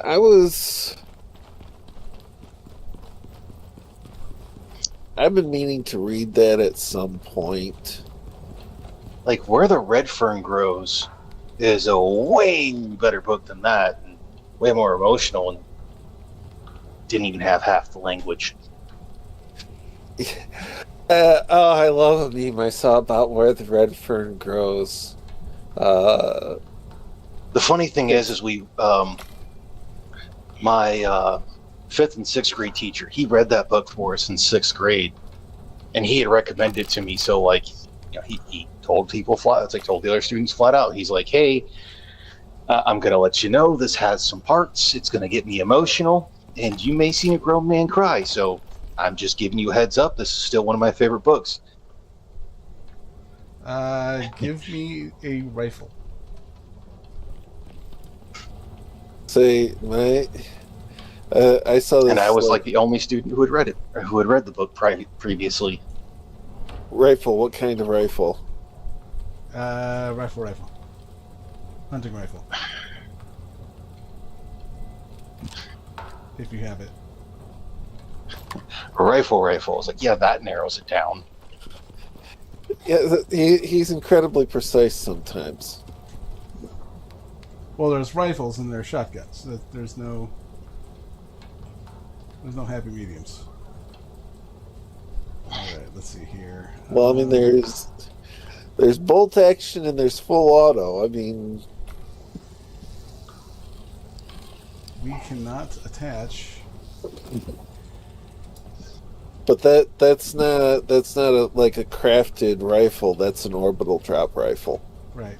We can't do any attachments with those, though, unfortunately. Yeah, the orbital drops can't do attachments. Alright, well, here is your rifle. I just dropped it on the ground. That is very. What?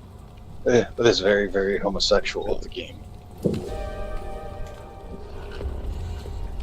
Yes. So in that case, I will grab this rifle over here. So, Rod, the meme I saw actually like today on where the red fern grows, and it's like kids talking says, "Yeah, Dad, this book, The Red Fern Grows, it's really great. It's cute. It's funny. It's Soul it's crushing. an amazing. It's an amazing story, and I've only got a couple of chapters left. Don't ruin anything for me." That's just like the meme of where I think it's the person's babysitting their little cousin, and they're watching Full Metal Alchemist, and then sees the daughter and the one guy's daughter and the dog, and she's like, "Oh, those two characters are inseparable." And she's like, "Oh, really?" She's just like, "How dare you!" That is There you go. that is absolutely. What's this? A true hunting rifle. Ooh. That is all kinds of evil. How is it that you are still showing the mission as active? I don't know. Platinum sheets and glass. Okay. Platinum sheets and glass for the actual portable beacon. Disadvantage. Splits are all that I need. Well, that mission is saying cooling bandages, splint, and basic bandages. Well, now.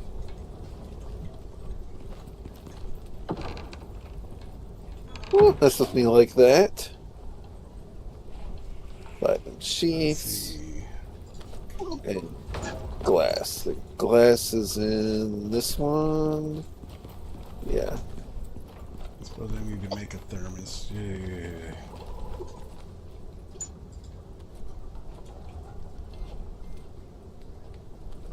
Aid epoxy.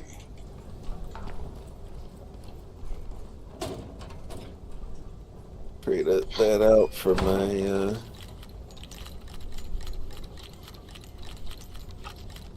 Sharok and what? Oh, did you put a scope on the hunting rifle? Yes. Sniper 2. Oh, Yeah. Why don't you take an aim at that on that bad boy? yeah, I just did. You know how the say. You know the key to my heart.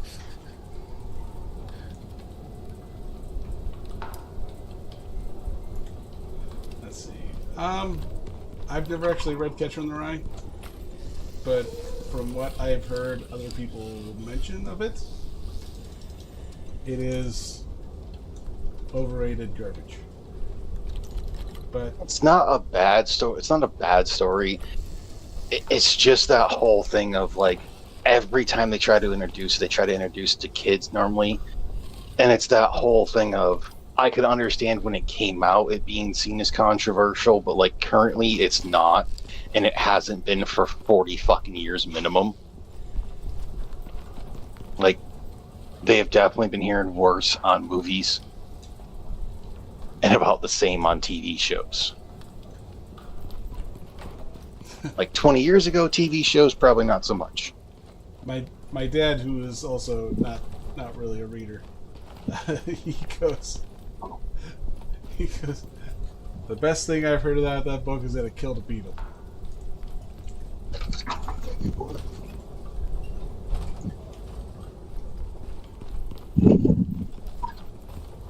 I'm like, so you haven't read it either? He goes, no. Okay.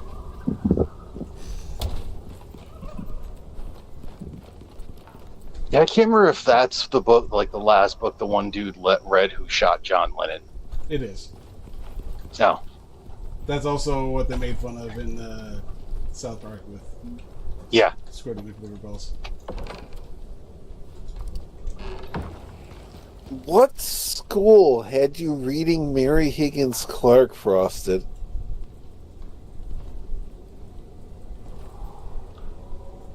That, Mary Higgins Clark. What the hell does she write? The name sounds familiar. Yeah. I remember my mom reading some of those books. yeah, my ex read some of those books, and it's another one that falls into the so far not hated myself enough to follow suit.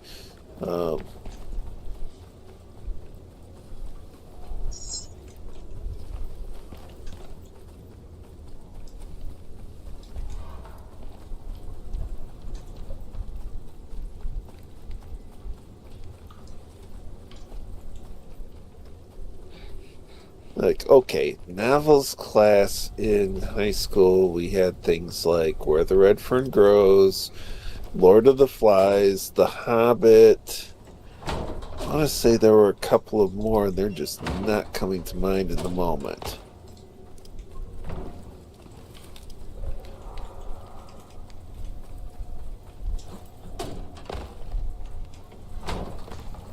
I still just think it's funny for some of the books I've read like the first like third to half of the book takes me like 2 weeks, and then I read like the last half of it in like 6 hours. Like that's what happened when I was reading Ender's Game, because I wanted to read Ender's Game before I saw the movie, which I still have yet to see the movie. I ended up watching the movie before reading the book, and each has its own appeal, I guess. Well, it was a thing that's like I did as well, because I know I had seen the second Carrie movie, but I was having an argument with a friend in the military, and he's just like, he was hardcore. Oh, the Sissy Spacek version is the best one, because the Chloe Moretz Grace one was coming out, and that. So I did the whole thing to where I borrowed it from, went out, bought the book, and quite literally, I think I waited until the one was out on DVD. I read the book in like 2 days, and then directly following finishing the book, watched both movies. And I'm like, yeah, for the most part, the Sissy Spacek one works the best because it's actually set in the legitimate time for when it's supposed to take place. But the remake actually got better at making Margaret's white character. I don't know why they keep trying to make like Carrie a super attractive girl for that one. Like, she's okay, but she's not an amazing looking woman. She's supposed to be. No, plain she's plain Jane, a little chunky, and her mom is fat. and strong. Yep. But yeah, Carrie is basically nothing to write home about, but cleans up well. Yes. But if she's not paying the attention to really do that clean up well thing, she's not anything that would make a person look twice. Yeah, like her mom is strong, fat, and extremely fucking religious. You know, she's But will put most preachers to shame for how she can proselytize. yeah, well, let's say mostly lunatic fringe of the cultic religion kinds, but Yeah. which is actually, considering Margaret White, that is probably insulting 7 out of 10 pseudo-Christian cults. Yeah, because like the funniest thing for that is when she talked about her ex-husband. I think it was before he passed. If I remember correctly, he died. In that whole situation, they're like, "Oh no, we're not going to have sex like good Christians." It's like, so you're disobeying God's commandment to be fruitful and multiply. Got it. Yep. Well, it's kind of like the Roman Catholic notion that sex devoid of the sole purpose of procreation is sinful. It's like, yeah, you know that's not what the Bible says.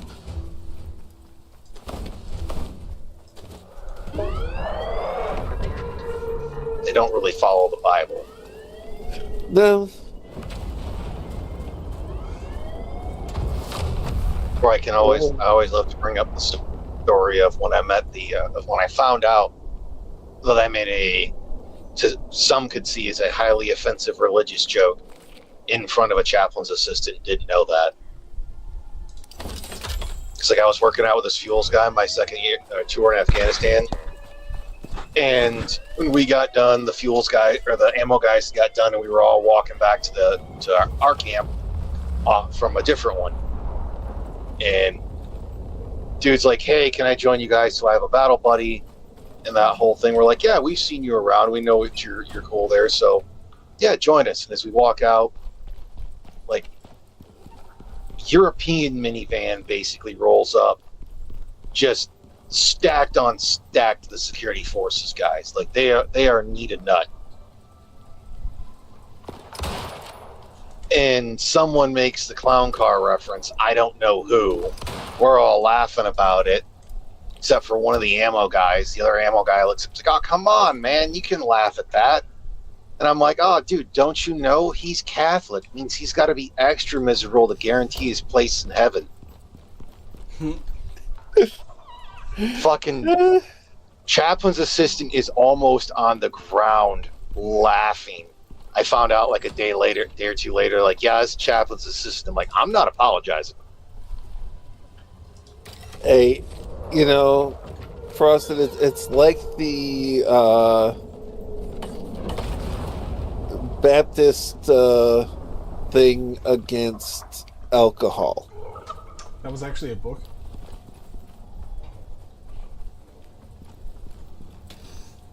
You just reminded me of a joke from one of my instructors for the first tech school I went to in the military. You know how to keep a Baptist from drinking all your beer in your boat when you're fishing? How? You have another Baptist on the boat. I don't know enough about Baptists. It's so dumb. It was so dumb, but it was funny. He's the one who first was the one that hit me with the or it's like hit us with. It's like I had never heard the joke before. He's like, "You know what kind of bees make milk?" Everyone's just standing like, "Huh?" And he goes, "Boobies." And he's this southern dude, just cool as hell for that, just purely ridiculous. Yeah, no, He kind of made the joke. He's like, "Go ahead." Go ahead.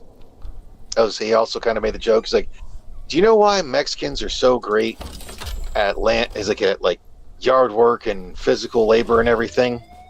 Well, it's all in their name. It's Manuel." Like, God, that is so dumb. I love it. Yeah. Well, you take me. There's certain groups under the general claim Christian umbrella that are, absolutely no alcohol. No, drinking is evil. Alcohol is bad and sinful and everything. It's like, okay.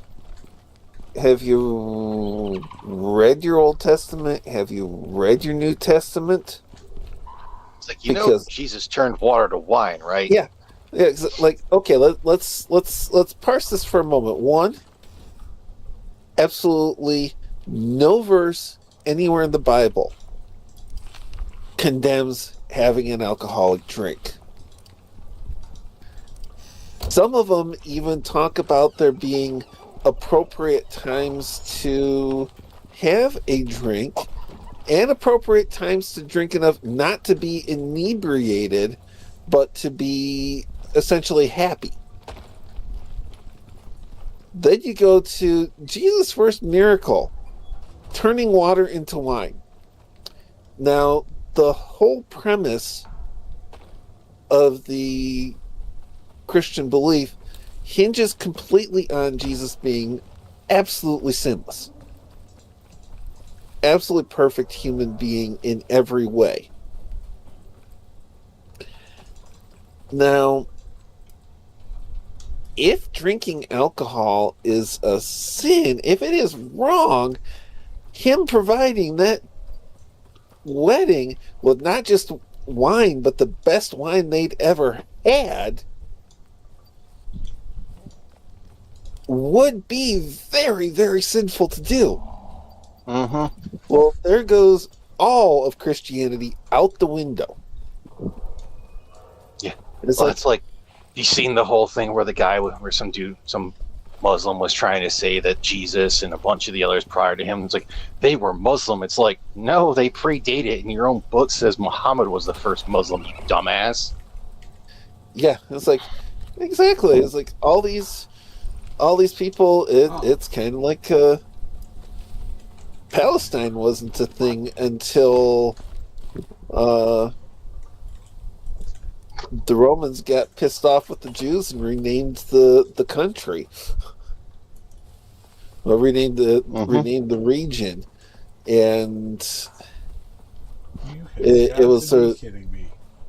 named as a Roman territory. It's like, yeah, this is still the Jews' ancestral homeland. It's not the ancestral homeland to Palestinians.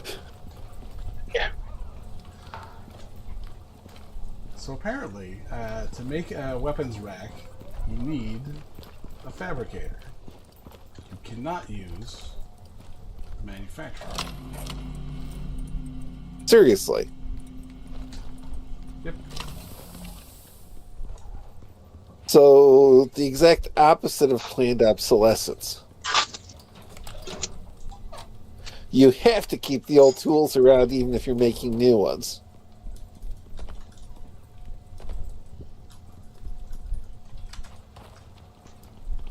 Let's see. Single Yeah, that's kind of dumb. Yeah, you get this new high-tech stuff that can make everything the old one can, except like one item. Frost, it says, Mary Higgins Clark is the perfect mom reading material, probably why our teacher assigned it. Was So a the what? book we read- Yeah, it was a Perfect mom reading material. Oh, okay. I was going to say, because I walked away from my Wi-Fi since I got home, and yeah, roboted on me a second.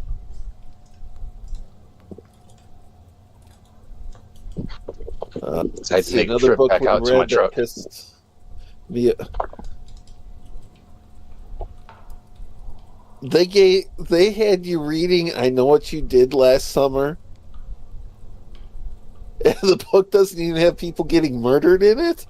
What? Is this a different book that has nothing to do with the horror movie? I don't know. Let's see. Muslims don't like wine because you have to age it. Same policy on women. Wow, Frosted. carbon. I mean, no lies detected, but wow.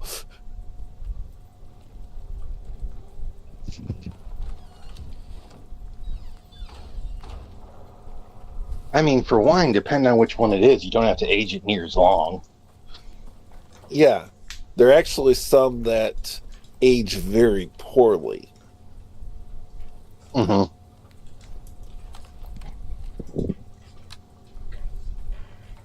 Ironically, there are some women that age very poorly too.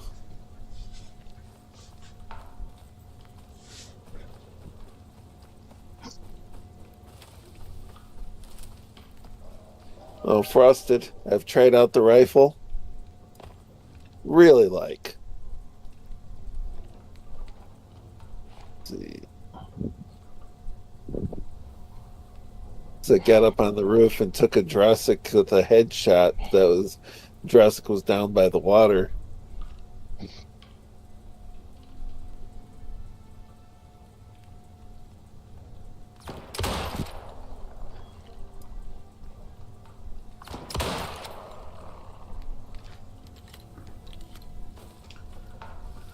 Let's see.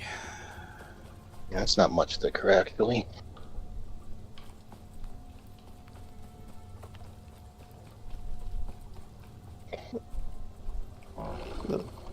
Oh, he got pissy. Play dead.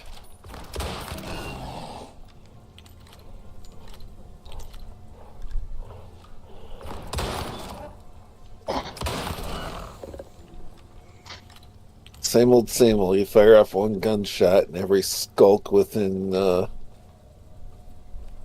audible Yeah, distance. you rang the dinner rushing. bell. Yeah, pretty much. Skulk's gonna skulk.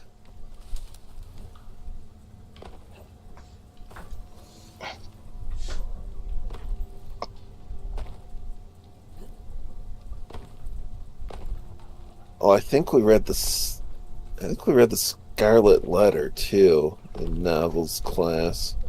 You read part of the play in high school. Well, as far as at that point in high school, I went to a very conservative high school, so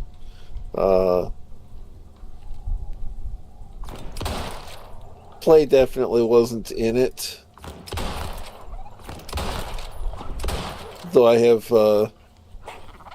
performed on stage before.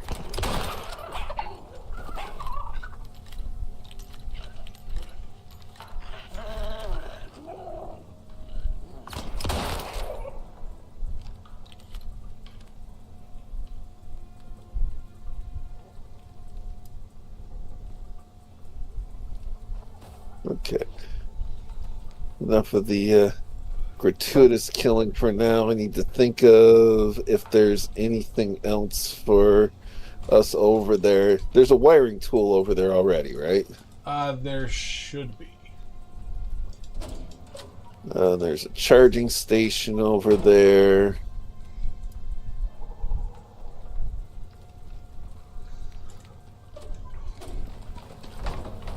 That I know there is. There's plenty of wood over there. I took some of that myself.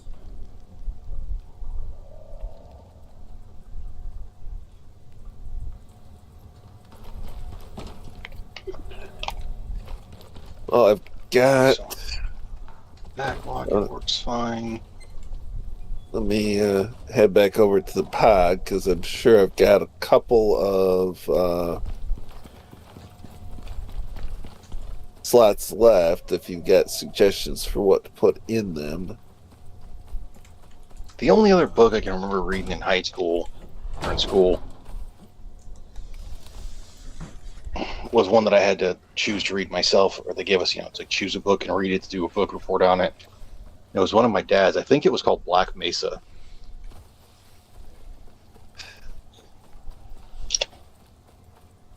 It was like Western-esque with more supernatural elements, if every memory serves me correctly. It wasn't a bad book. Oh, I've got 8 slots left. I've got one taking just a bag of armor, but then I get the manufacturer, metal rain reservoir, repair bench, 2 batteries, and the orbital exchange. Okay, let's see.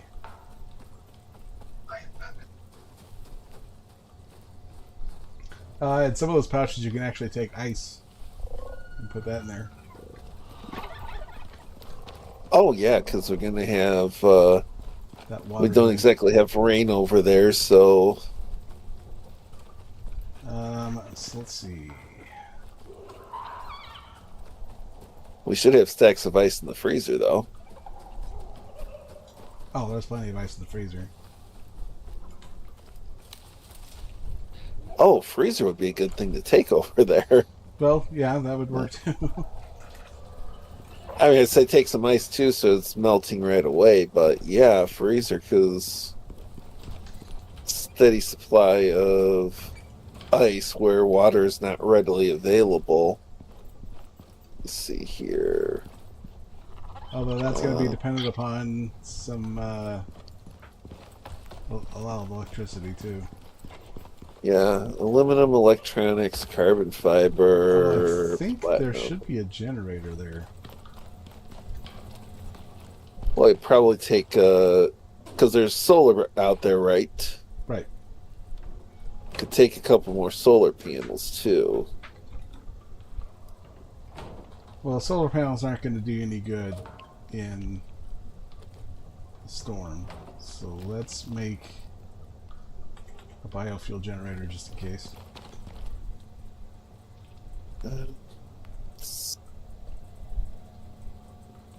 Steel. So, and then of course there's the AP English class. You can get things like Shakespeare and other poets and playwrights, and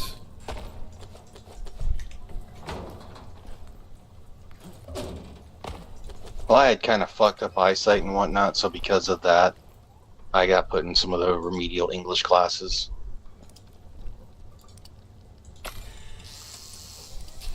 say, and then there was to go with that. Actually, it was even before that.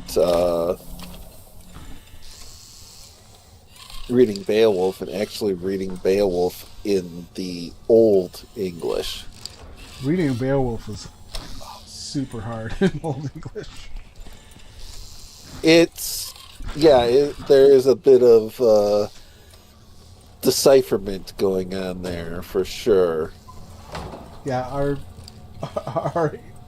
poor English teacher. She's like, "Did any of you read this?" And we're like, "We tried." Like, I don't know what to tell you. I've never had to read Beowulf.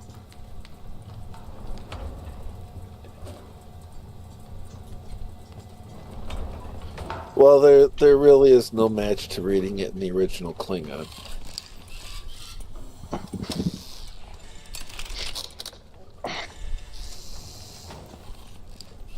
I just know we read like an overview of the Count of Monte Cristo. We didn't actually go read the book, and then we watched the movie, and then had to the teacher really wanted to watch the freaking special features of it, and the writer of that, because for the movie they're like, oh, we made, the kid that was born premature to be Edmond Dantes' son because I don't know why he didn't do that. It's just so much more romantic and blah blah blah blah blah. And I'm like, yeah, he didn't, because then the kid would legally not be entitled to his father's property when he died.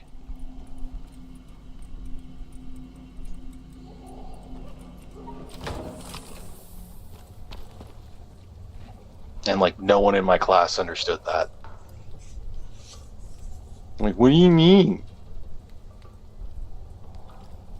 And I'm like, come on, how am I this much of an idiot and you fuckers don't get this?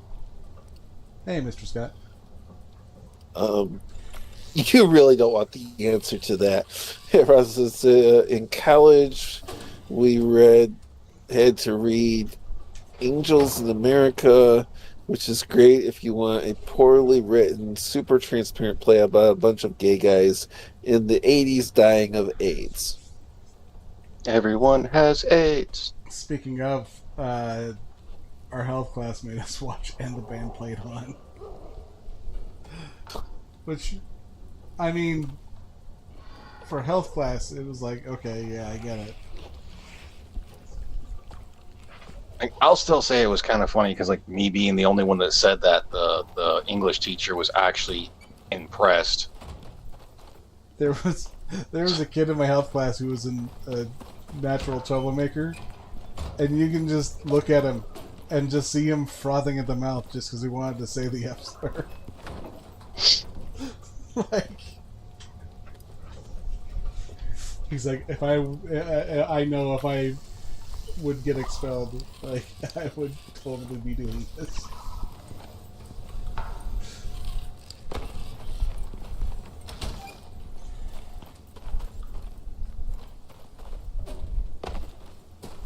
Been funny if he'd just been, instead of saying that, just been like, "Have you tried not being a raging homosexual?" Apparently they haven't, but I mean, what you gonna do?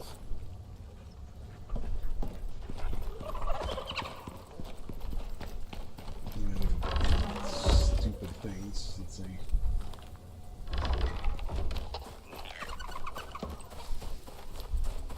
Would you rather be able to travel through time or travel to a parallel universe? Need some clarification on the time travel aspect of that. Are we talking about just controlled temporal travel, or do you have the spatial element involved too, so you don't end up in empty space because the planet's moved? Yeah. Yeah, we're going Marvel rules on this one. Are we going the predominant time traveler rules on this one? Yeah, But, good.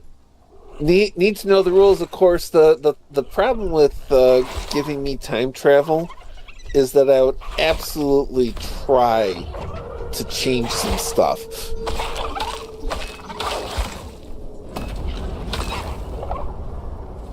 And the thing is, I think I would prefer time travel to parallel universe, because Same. at least if you're dealing with time travel, especially if you're dealing with travel to the past, you have a predictable result.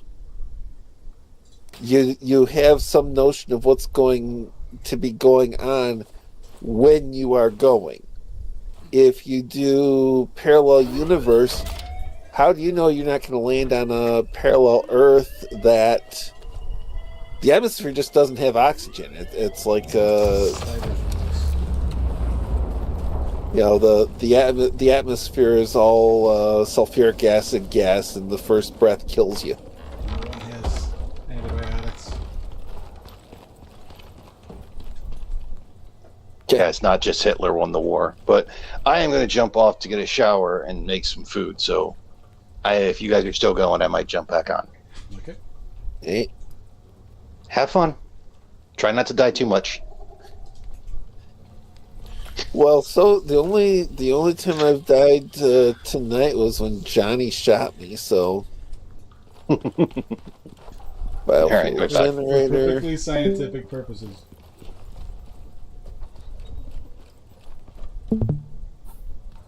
It was part of an investigation, he says.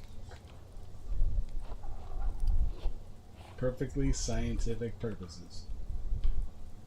Deep freeze, and then over here there were some cans of biofuel, right? Yes, indeed. And then I will make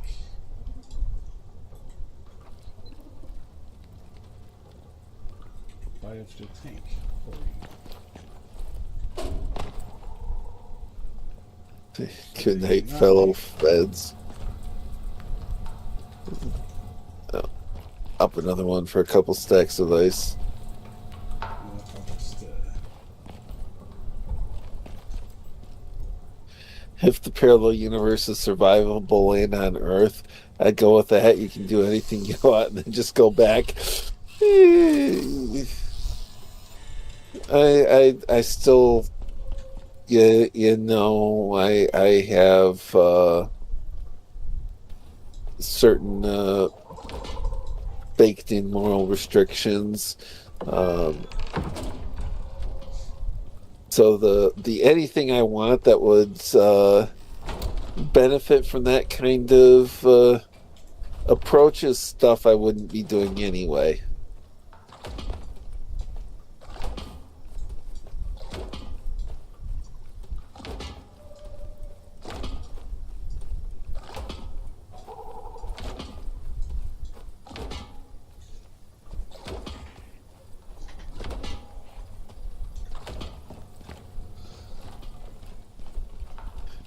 What if it's a parasite universe?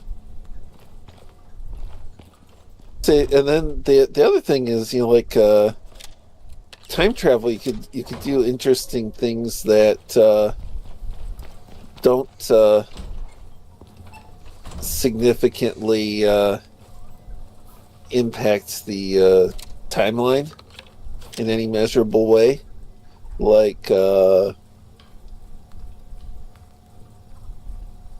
Work out approximately where DB Cooper is going to land, so you.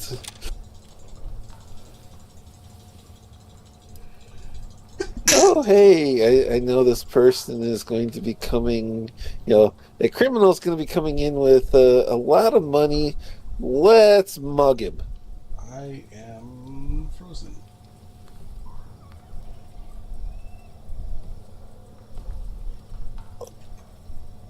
Okay. You are frozen. I can't interact with stuff. It might be crashing. Yeah. Hey, furry bastard. Oh, there we go. Oh no, there we go.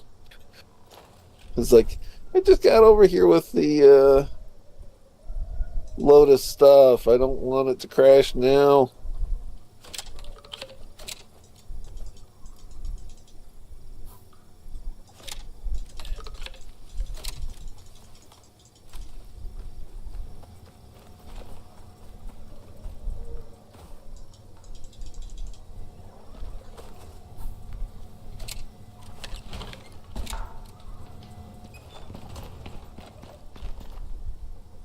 Who's going to win the 93, 94,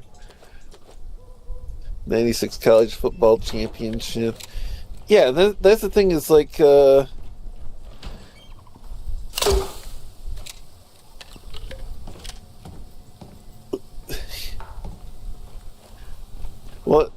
yeah. Only one use for time travel is playing practical jokes on historical figures.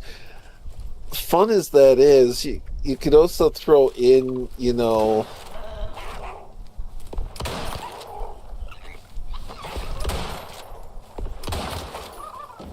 self-lucrative things like, oh, hey, I'm going to go back, bet on the horses, bet on a sporting event, and then take the money back with me.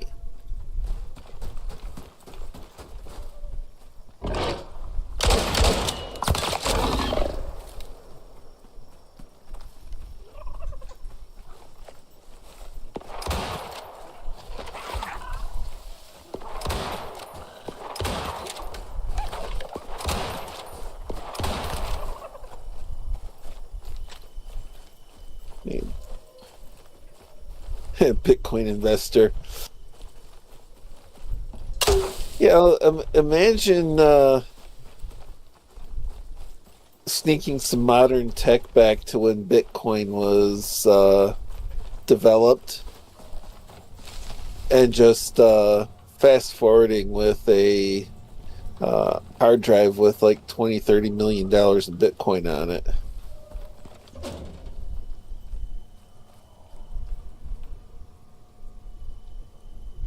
Prematurely flooding the market.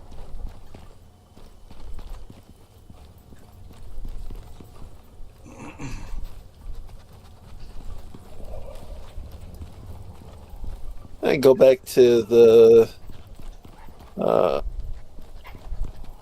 80s and, you know, buy stock in Microsoft. Or Yahoo.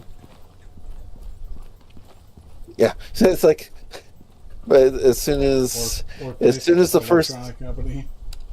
Yeah, as soon as the first whisper comes out about Twitter and Google, buy stock.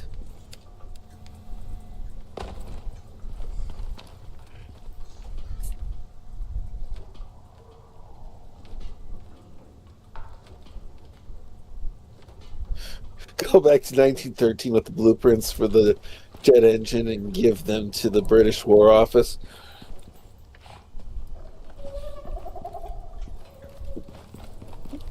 Say, what you do for there, and considering the planes that they were going against and everything, just go to the British War Office and give them the schematic for the A-10 Thunderbolt.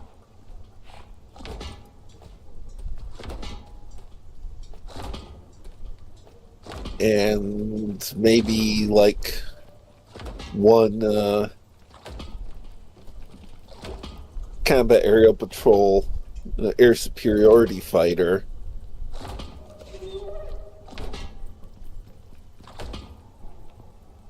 But I mean, could you imagine what just a couple squads of A-10s could do to the German Panzer line in World War II?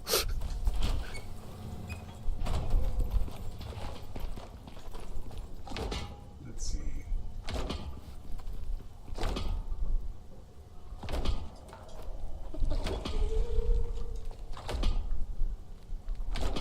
It's 2. Okay, you were gonna do a biofuel tank. It's filling right now. Uh, It is at 115,000 of 150.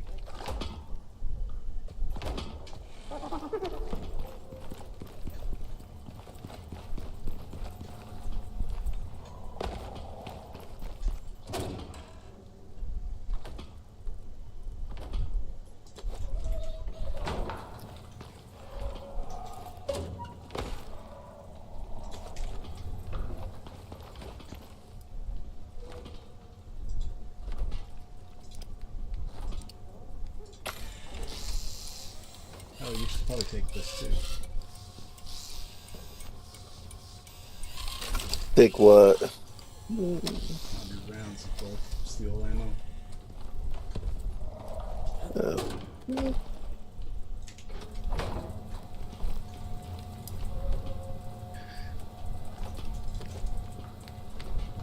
And let me, to make sure I'm understanding, I've got to then, once the pod is loaded, I've got to go to the other landing site and call it from there, or? Yep.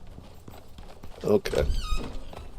And And it will... deliver everything to that location.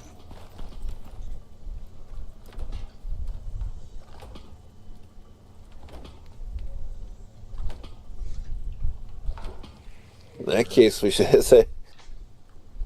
should have like 2 pads at each place and just send the pods back and forth. Although I suppose you could do it with just the You could do it with one, but with the dropship or call beacon, right? Because you toss it and your dropship comes to you. no, it won't work like that. Oh, okay. I tried that too. Once you have it on the pad, it's not going to go anywhere. And I don't know if it's because they're treating it like the OES,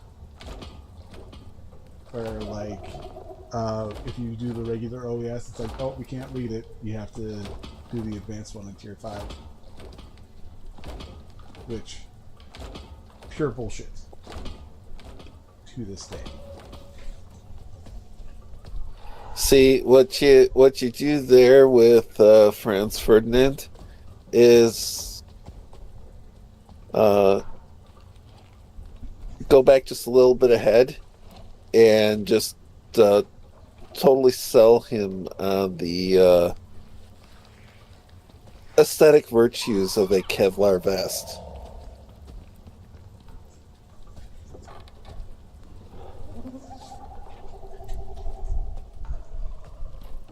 You know, work with Moonshock to make it look pretty, but retain functionality.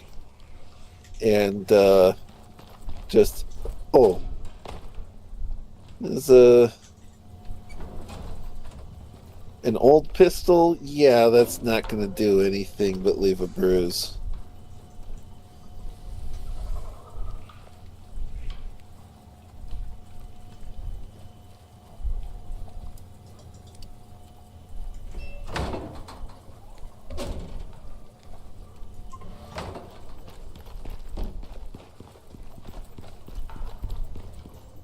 Of course, I probably would have replaced John Wilkes Booth's pistol with a banana.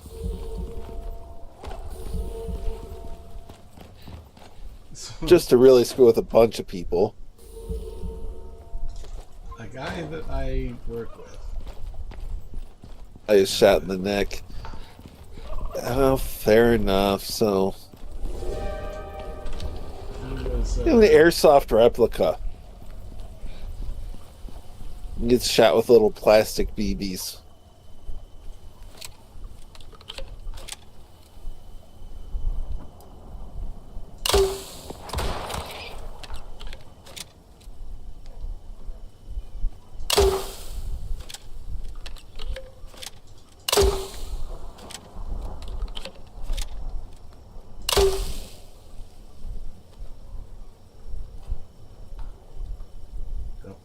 that one hit the pillar immediately.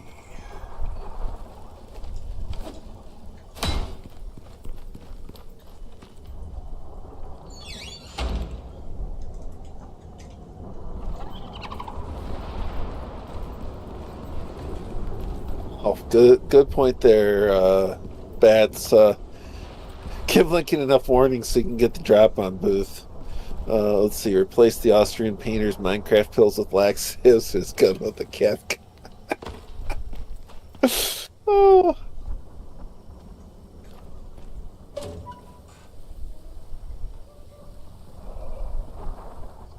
Are you trying to hit me with a flare? No. Are you sure you're not trying to hit me with a flare? How close was I? I mean,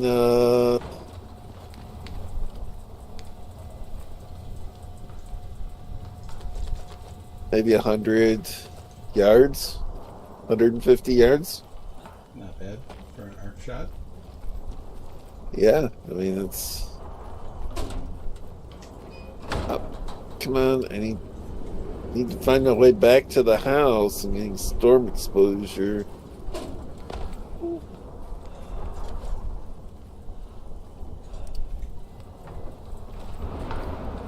Did I You're going the did. wrong way.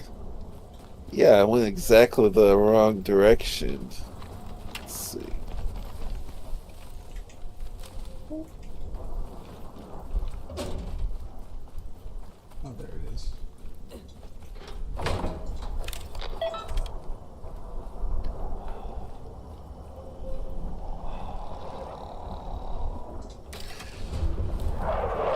Imagine giving Teddy Roosevelt the tip about the guy who's gonna try and assassinate him.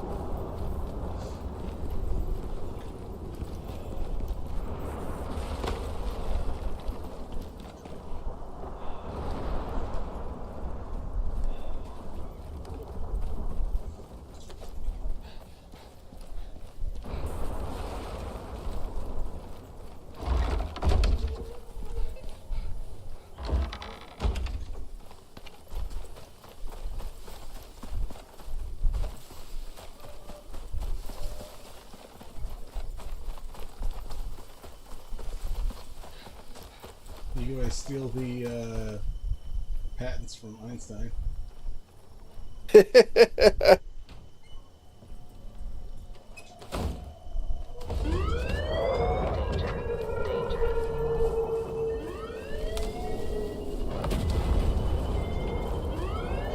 There's actually a different set of inventions and invention modifications I would get the jump on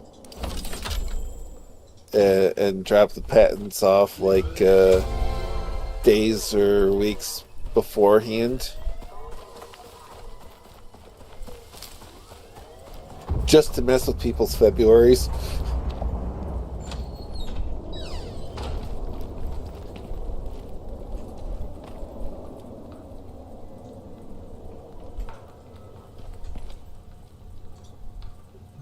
nice. So I can destroy this.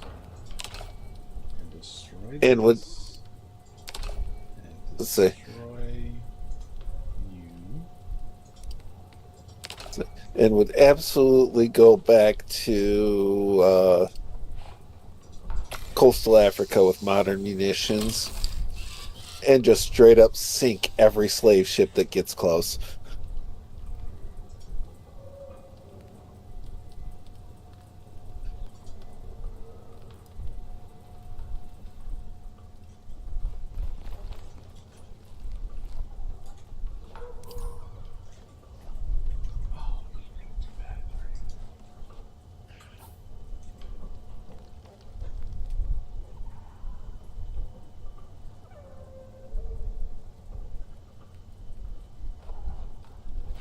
Okay.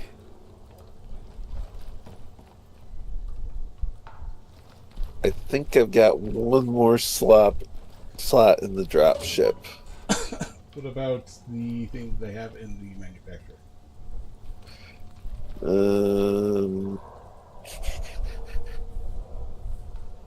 Iron copper. Yeah, we could use one of those over there, I'm sure.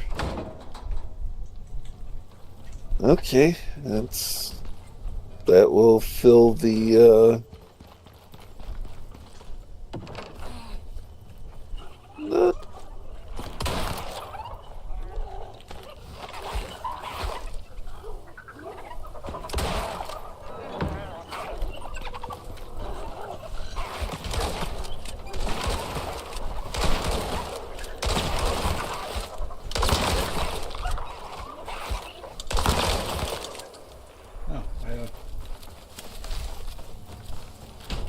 Of course, it helps the fire ammo as you have.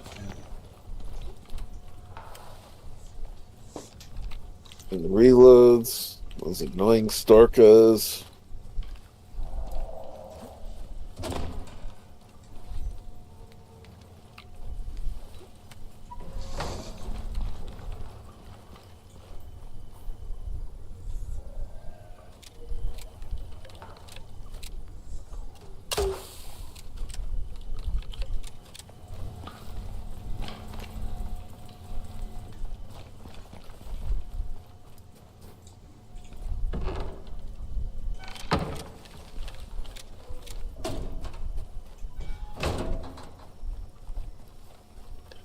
He did the same thing, but on the American coast. Wow. I think you're freezing up again. Oh, there we go.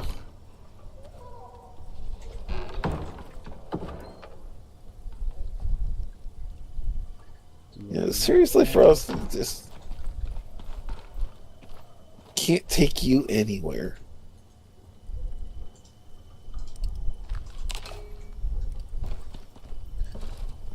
Oh, and I would absolutely go back to 1791 and tell them to reword the second like their audience hates the country. Say this, but like we're 5. Yeah, it's like, write this like you are dealing with 5-year-olds that hate the United States.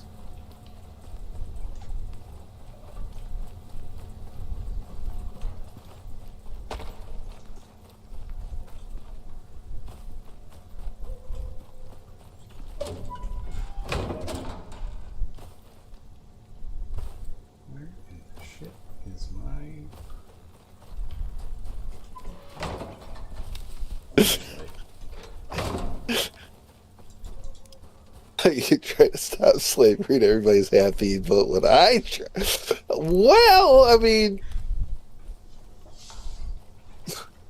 you have to give a little bit of acknowledgement to the fact that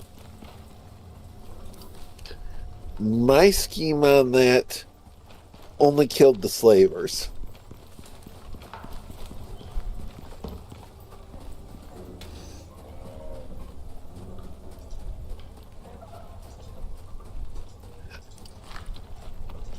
So ironically, I'd want to go to the folks writing the 14th and give them the same is rewrite this like your audience is 5 years old and hates the country.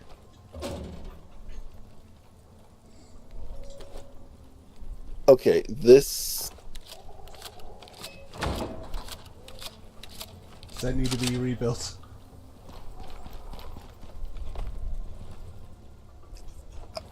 I mean, every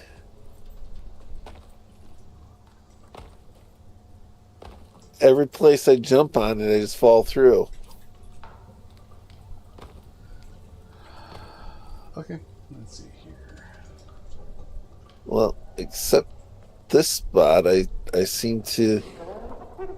It's trying to fall through and it's failed so far. And I fell through.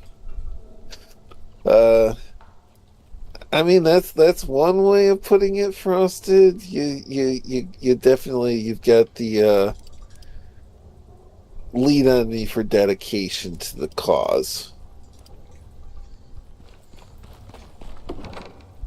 Let me wander my way over there.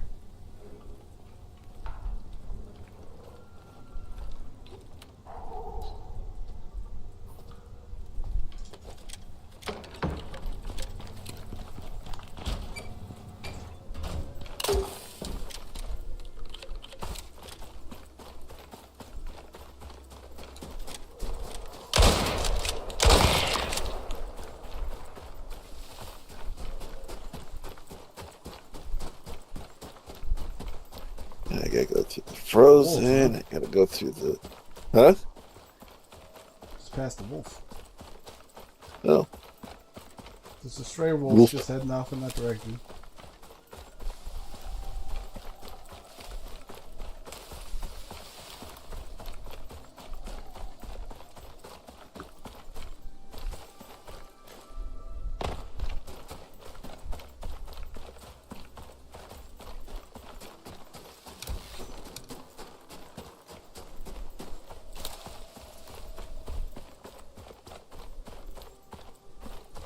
There it is.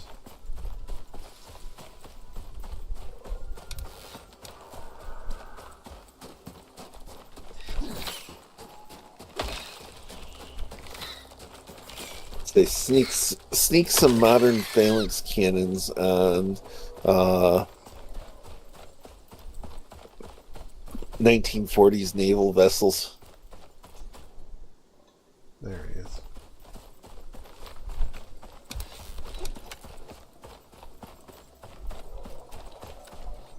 Okay.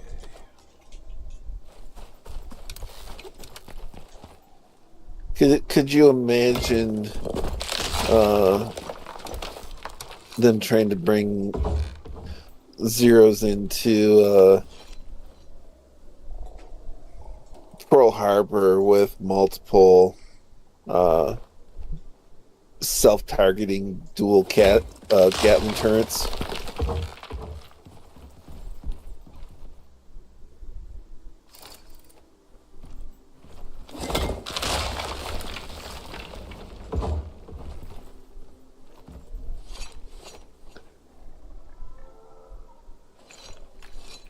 So let's go. Oh, I can do this. No?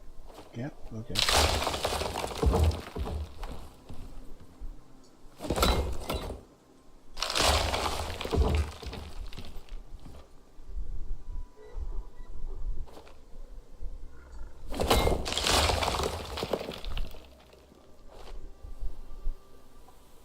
Say, then you get to hunt down Mark's, break his wrists and shred his manuscript.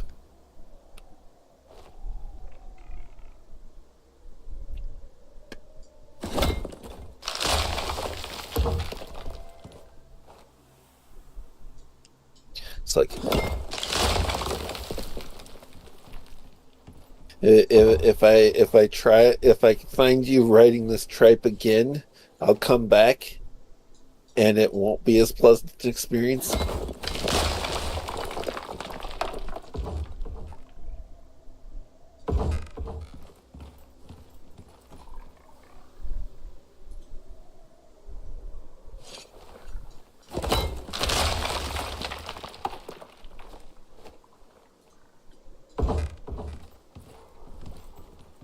Ooh, and there's a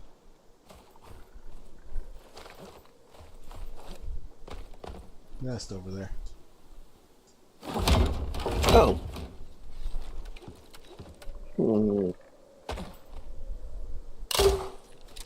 I might have overshot. Yeah. And that's under. Wow.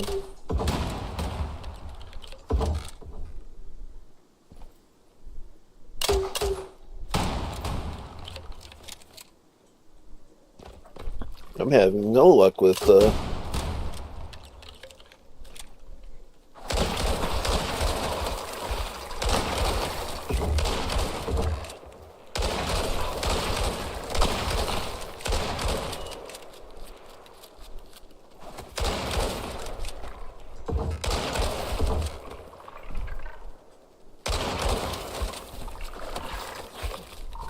I'm just having a terrible time with them. Well, first, there goes your nest.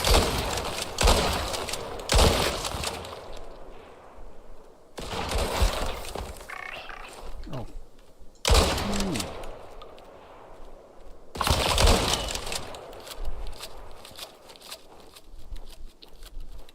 Yes, it gave me a nice clean shot from here, and I got pissed off at them. There we go. So you can take it from up here, or you can take it from down there. So, Mark's really needed a Ghost of Christmas future experience. That's one way to put it.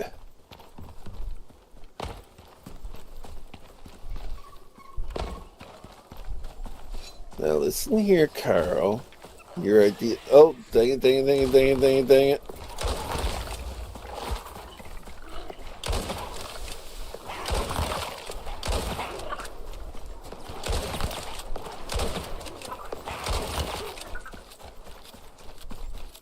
Seriously, Storkas and Vespers?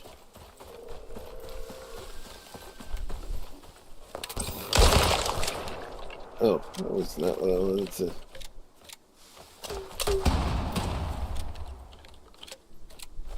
There.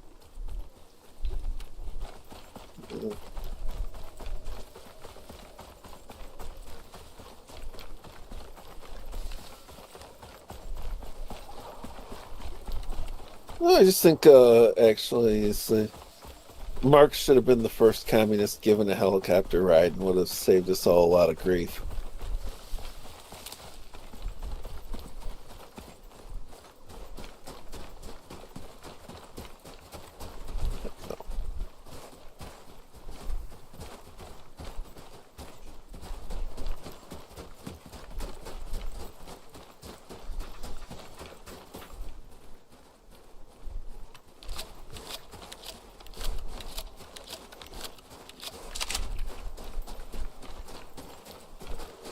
And did I remember? Okay, I did.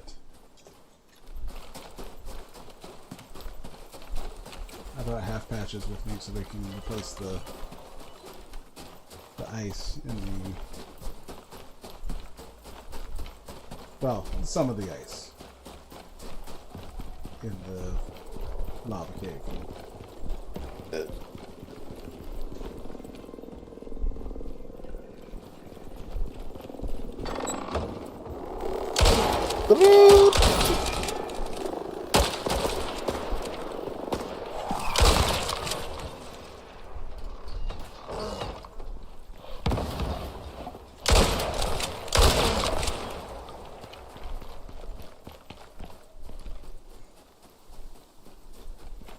Yeah, I went all the way down there. I don't want to go for it. Plus, these things are a dime a dozen. It's not like we can't come Yeah. across 10 more just in this stretch of.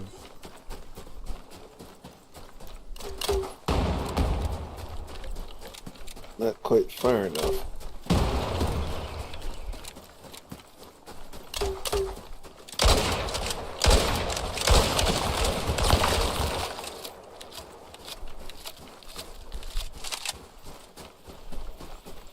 That's a smoke bomb.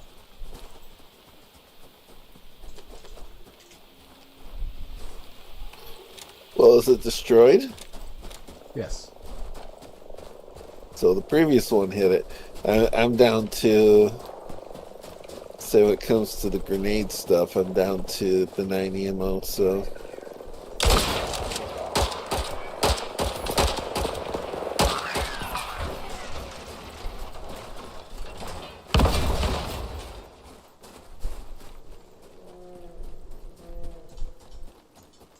No ammo.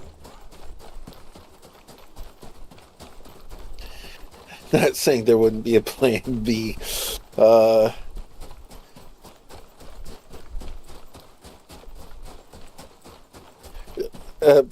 Why say you probably have a nice plan B, plan C, and plan D for a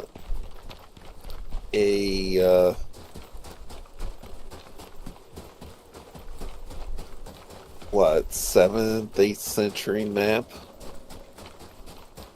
Or was he earlier? I forget now.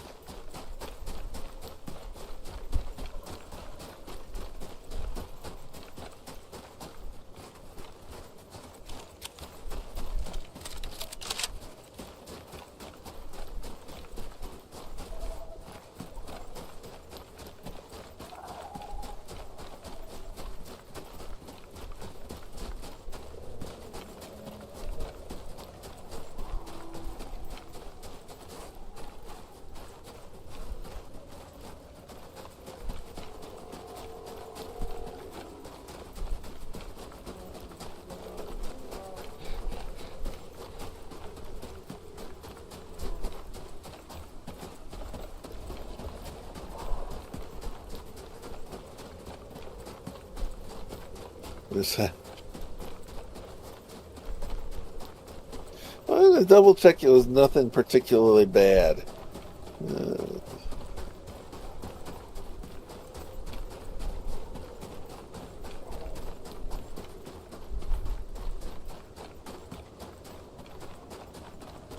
Let's see, going to get over there.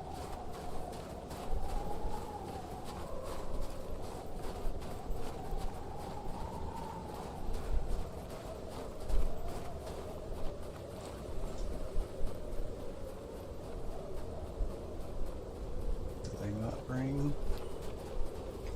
No, I didn't. First, could you imagine what the troops in the Crusades could have done with, like, modern weaponry?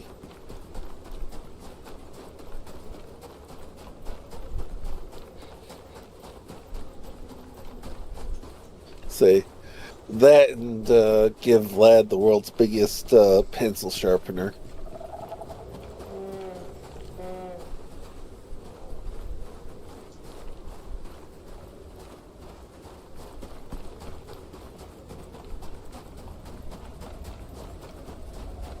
So you'd have to use time travel to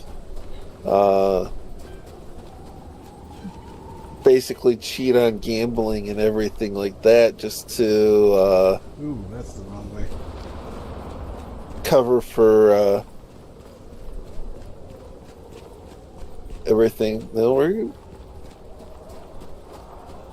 That's a steep drop there over there. yeah, I think we gotta get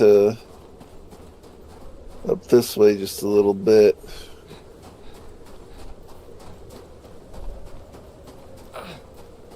Or that way.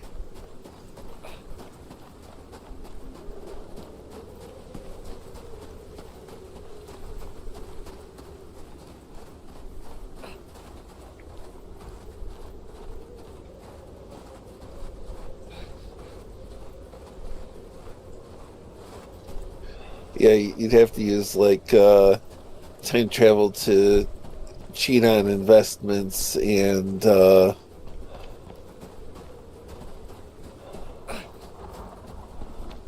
betting to financially support all the things that you want to do.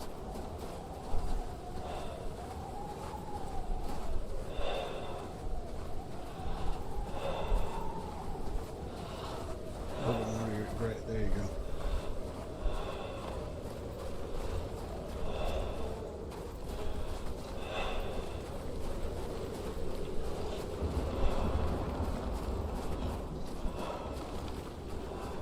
Yeah, I'm less worried about spraining an ankle than I am freezing to death in this.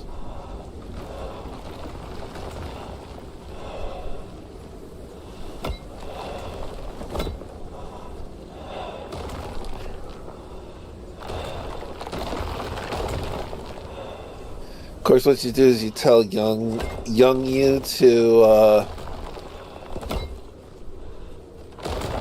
Oh shit. keep an Oh shit. Never mind. so keep an eye on Nancy Pelosi and buy and sell every stock she buys and sells.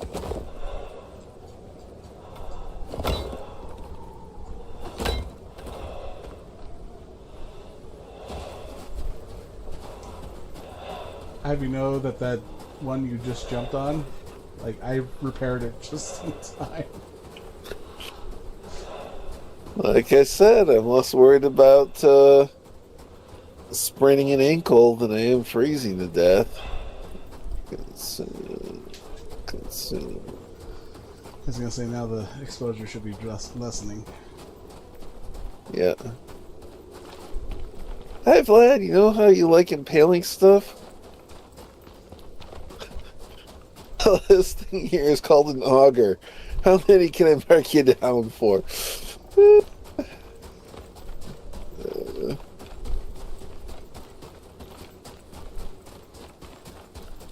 me introduce you to the screw.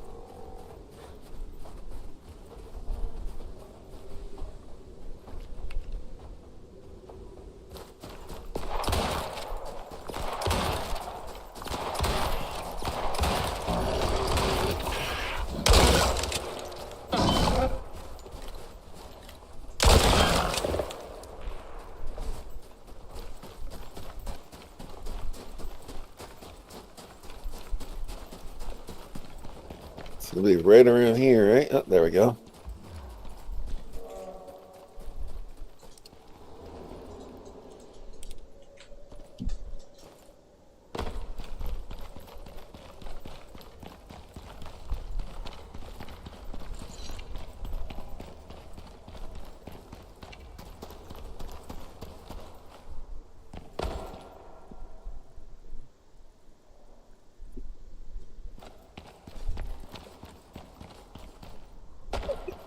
Fine.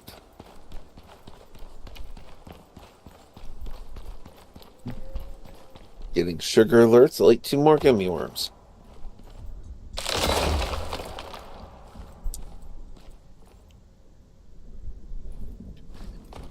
That's what I keep them around for.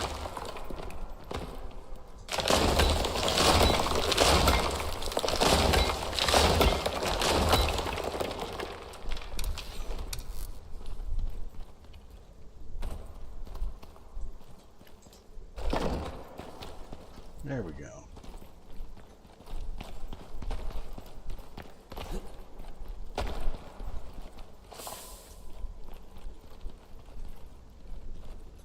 Ramp was over here somewhere. There we go. Down. Nope, don't.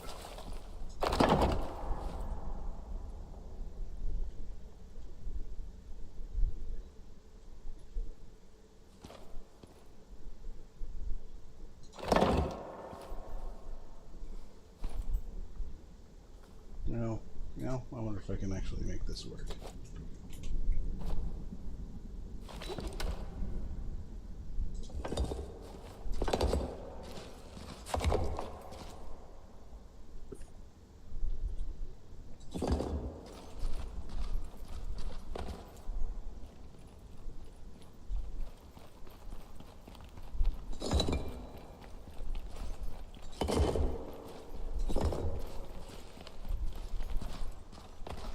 Hey, look at that. Anything over here worth gawking about? No? Yeah, I didn't think so.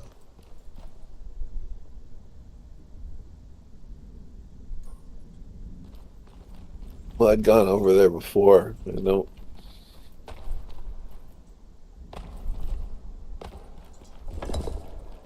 There wasn't anything significantly beneficial.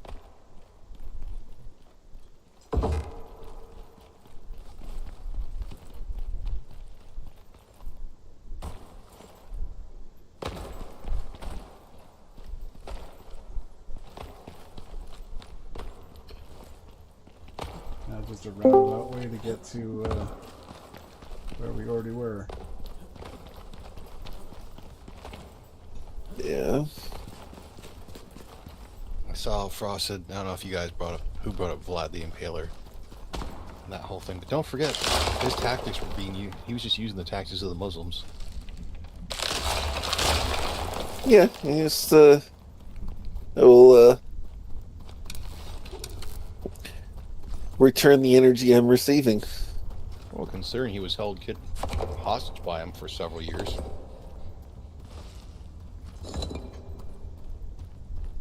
Instead, his brother got brainwashed to be a janissary.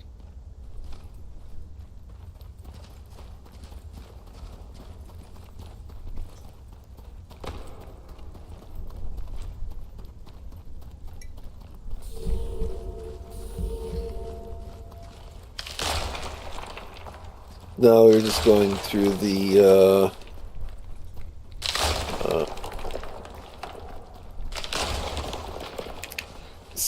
semi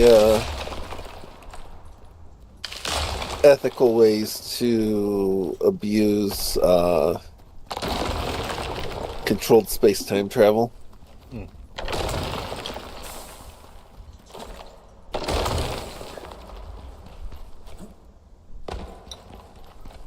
Oh, gotta go this way.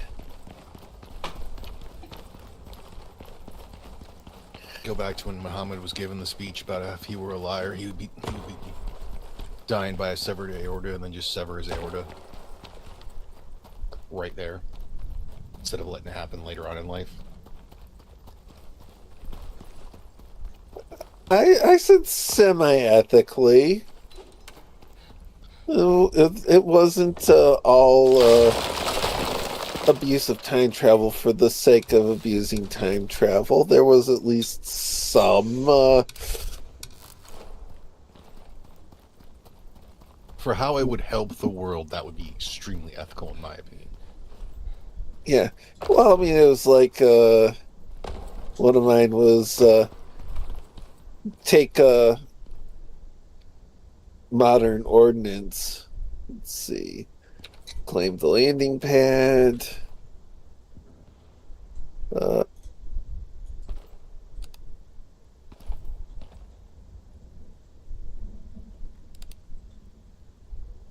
So how do I bring my Hold F hold F? and then press F. Really fuck with Benjamin Franklin's mind and introduce him to internet porn. Well, you see, like one of mine is like, okay, go to coastal Africa with modern ordnance and sink every slave ship that approaches the coast.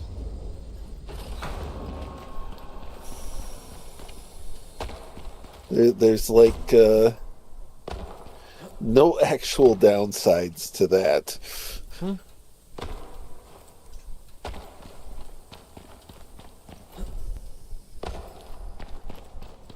Let's see. So we got covered biofuel, Oh, I just went in a circle. Never mind. batteries, Wait, oh, I didn't. There's another Cooler. cave in here. biofuel generator. And I'm so overloaded I can just barely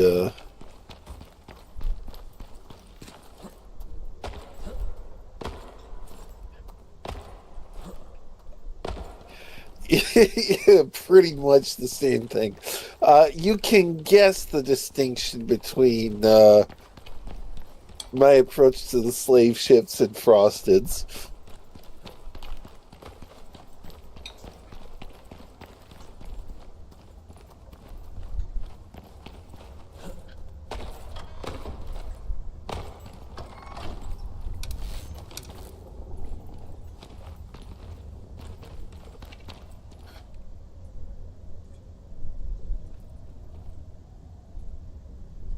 Of course, doing other fun things, go to the Revolutionary War and secretly wash Cornwallis's uniforms in poison ivy.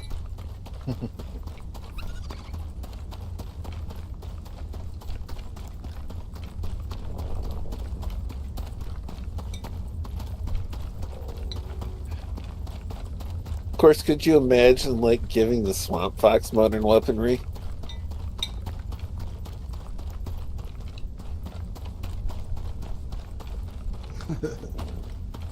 Give the natives mortars. Dude, if you gave them modern muzzle loaders, they'd do exponentially better.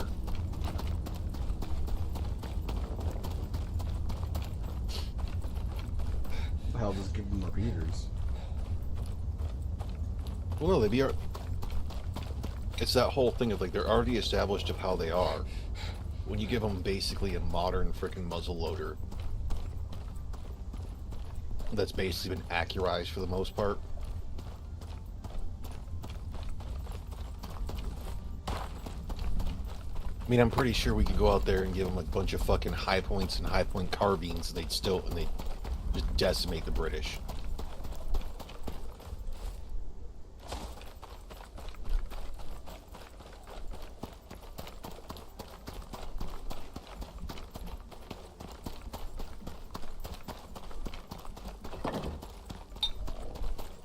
It just goes like, I know you like your Kentucky rifle, but check this out.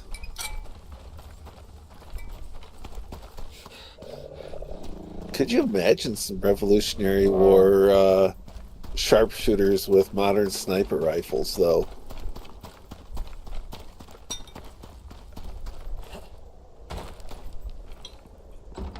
Yeah, those redcoats.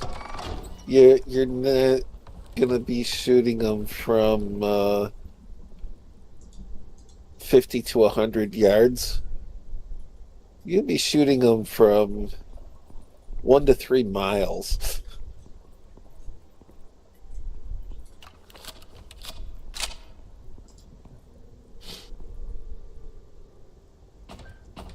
Give like one dude a gun, a rifle with 8.6 blackout, and it's suppressed.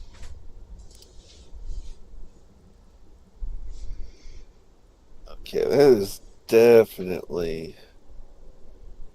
Okay, that's definitely screwed up there.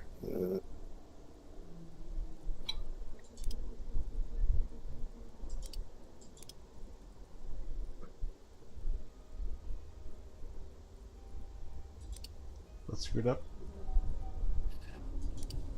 Oh,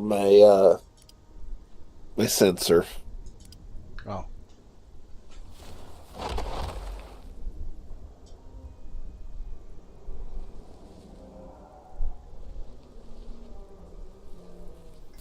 Door. Started getting unusual pains from it, and then it started dipping out. Like, now it's reading 44, and obviously I'm not operating at 44 at the moment.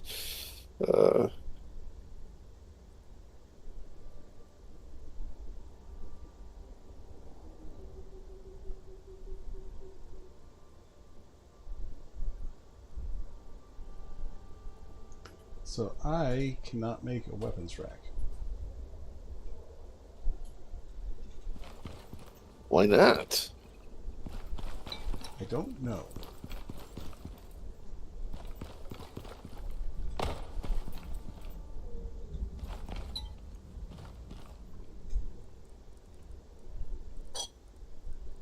But they are frowning upon me making one.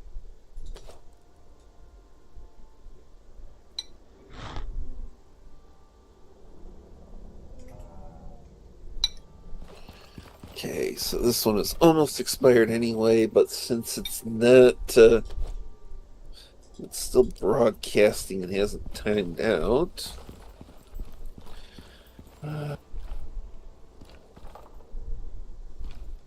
So how often would you say that happens? What, to dislodge it? Well, with your pod right now, or your sensor. Not very often.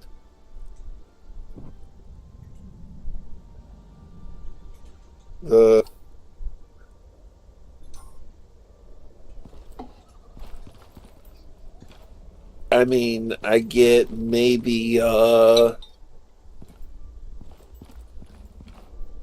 once every 2 to 4 months. I brush up too close to a door frame and catch it and pull it out, or loose enough that it stops giving accurate readings, and maybe one sensor out of 20 has like a manufacturing defect or something and doesn't give accurate readings. Kid Oh, has for your that enough. diabetes. Yeah, Kid has that enough from the G6.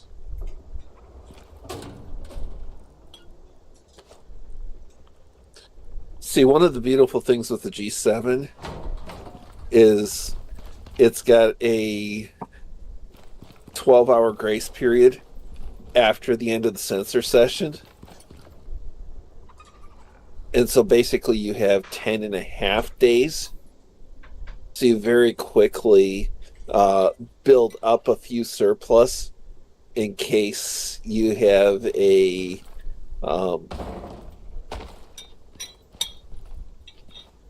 failure that isn't covered under like manufacturer's warranty.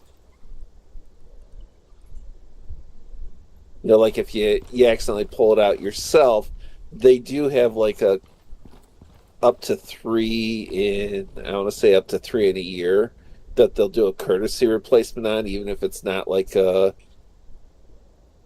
actual manufacturing defect. If you go through, it's like, hey, I've calibrated it and everything, and no matter what, it's coming up with the wrong numbers, they'll just replace that sensor.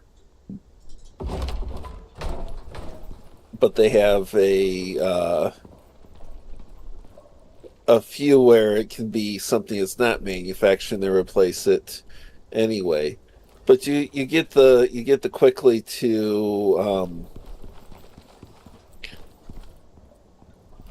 every 10 days, or every sensor replacement you get half a day. It adds up reasonably quickly to having a couple of spare sensors.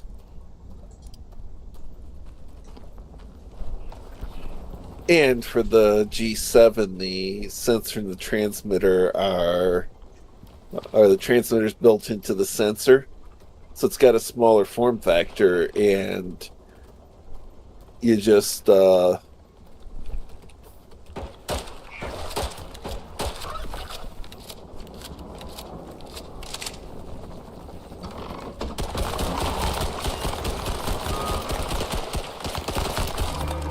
can you deal with the friend here. So it's got a small form factor. It warms up faster. You just take it. It's I want to say it's about the size of a nickel, somewhere between a nickel and a quarter.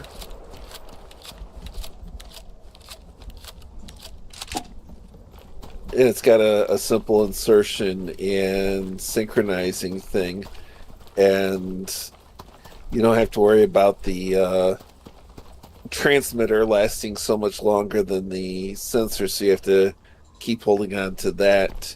Everything is just, it's all in one on a small disc.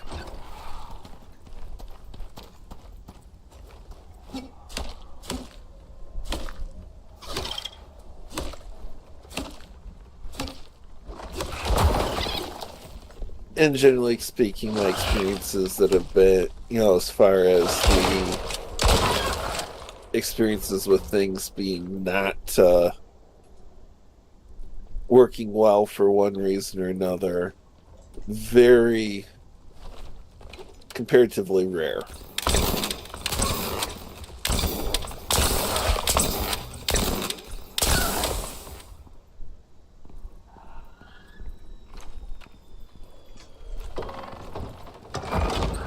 What is this fire here? Sucker. That is not there. Will, I think you're on fire. I think you're seeing things. I saw things for a moment. Well, you can see what's on my screen. I can see what's on your Oh, I screen. see a But fire. I'll just stand in it.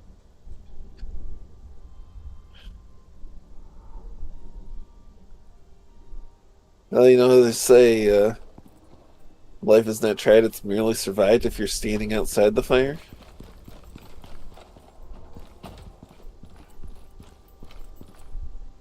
Let's see.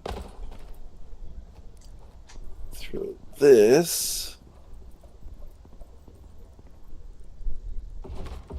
over there. Oh.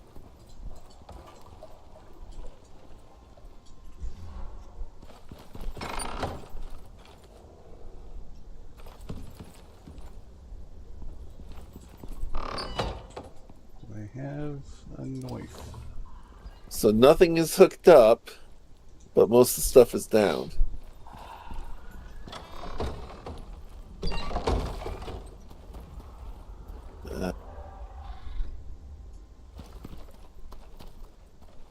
It's a red wing. Gonna take a dive on you.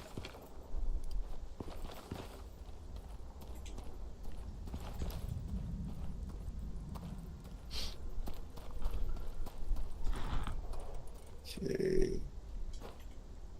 Throw that right there. There's my knife right there. Okay.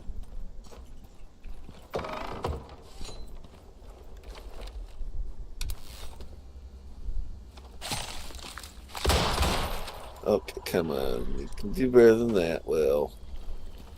Here it comes. That's not the one I'm watching.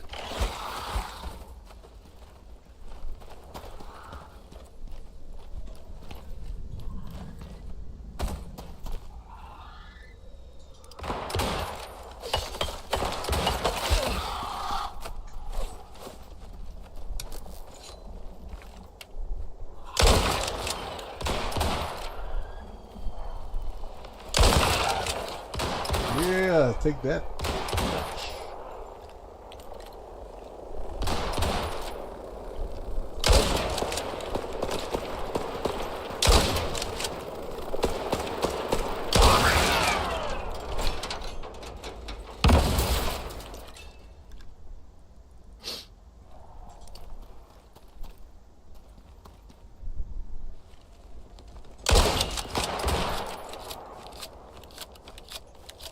There's a rabbit here. He's gonna come over and say hello.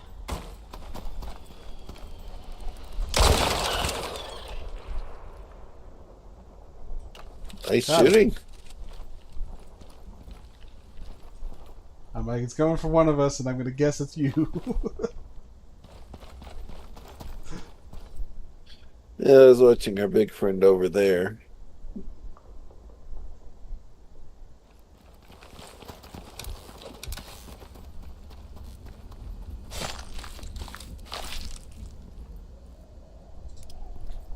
I don't think there's anything else in my drop pod.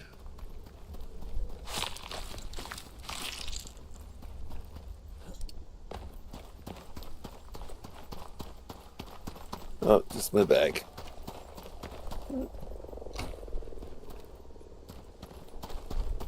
Which actually can stay in the drop pod as far as I'm...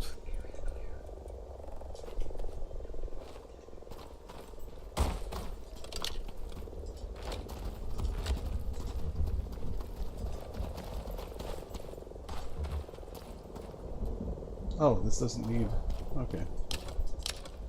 No, but the stuff inside needs to be hooked up if you haven't yet.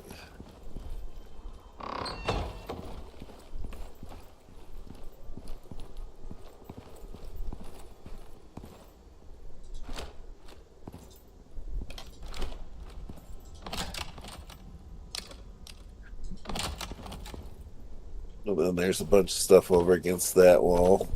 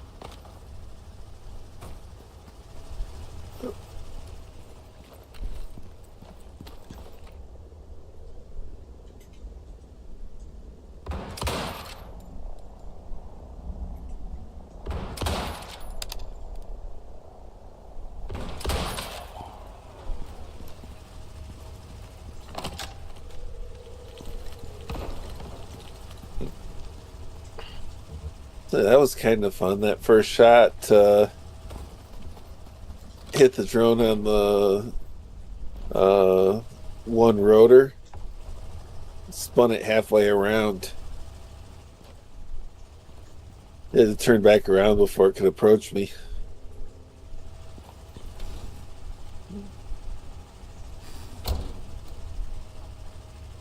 All right, we have...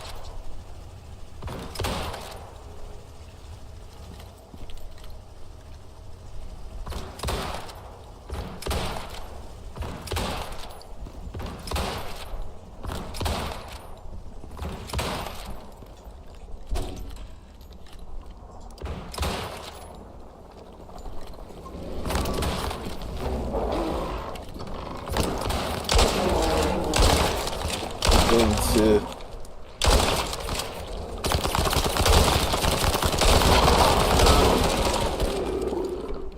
Yeah, I don't think that's a weak spot. no, the weak spot is like this central area on the belly. It's like just at the top of the tail. I tried shooting there.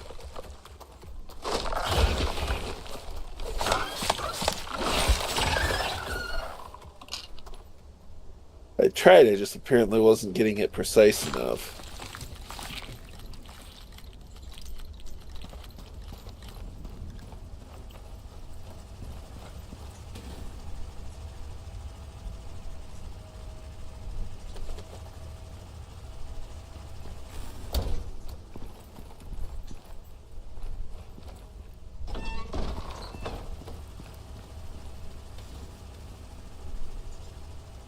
There we go. Deep freeze is working, and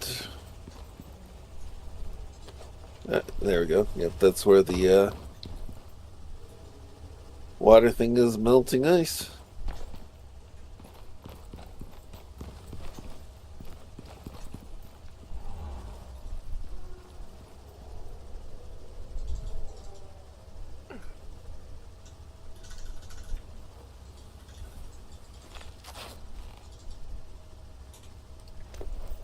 Yeah, looks like I need to suture that. There we go.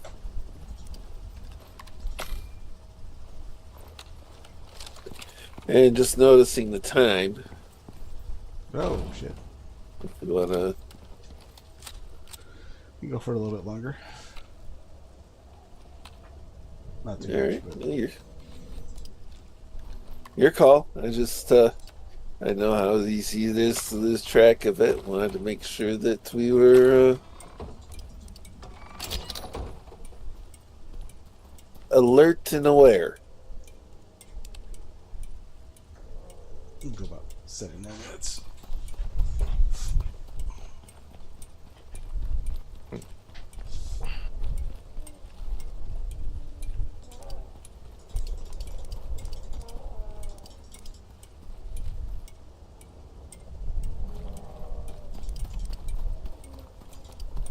Okay, so some of the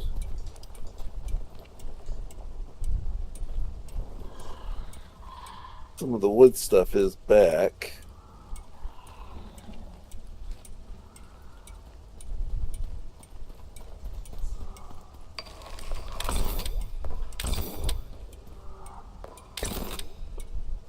You gotta be kidding me.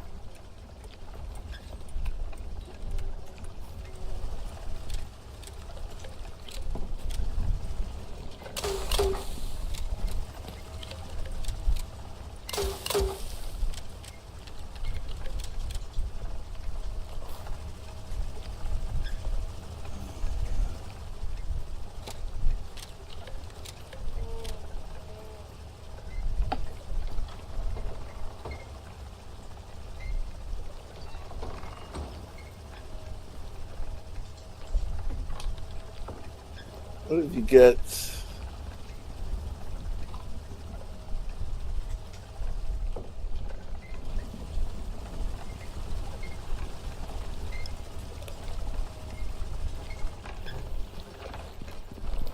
Is there something upstairs that's cement mixer? Like, what's that noise?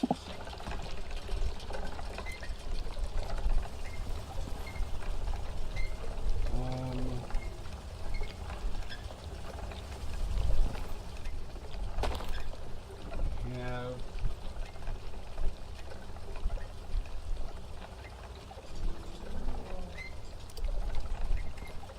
Water to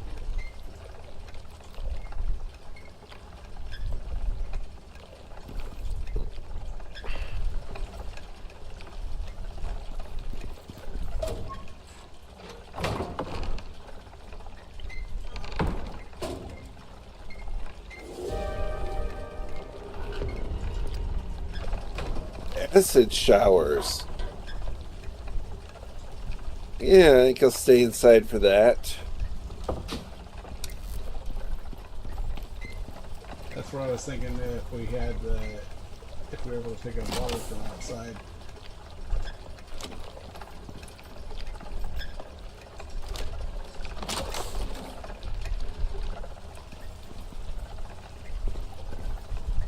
Yeah, that's kind of problematic. It's filtered, it's fine.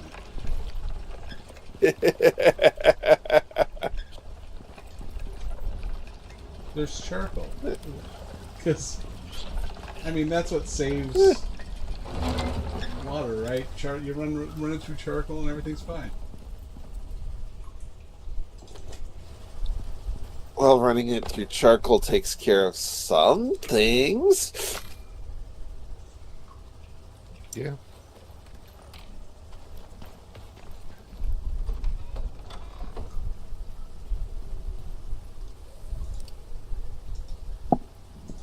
There's other stuff it doesn't take care of, but And you still need something that holds charcoal through for the water to go through. Otherwise, you're just going to have a lot of charcoal in your water.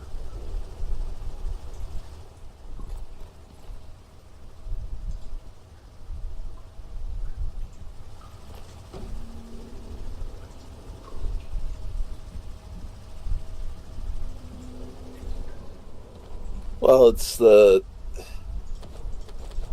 various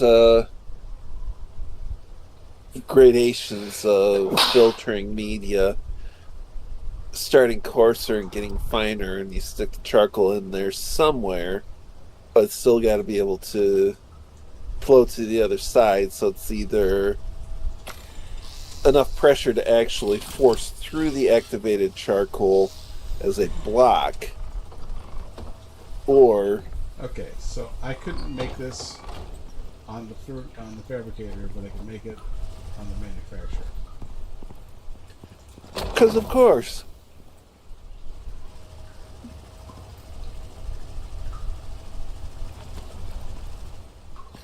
Because these things make total sense. So let's go with you.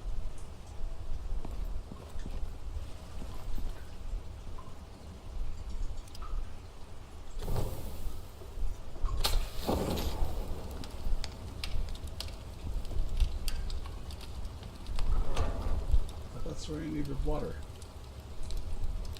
That must just be clay. Huh? Oh yeah, that's just clay.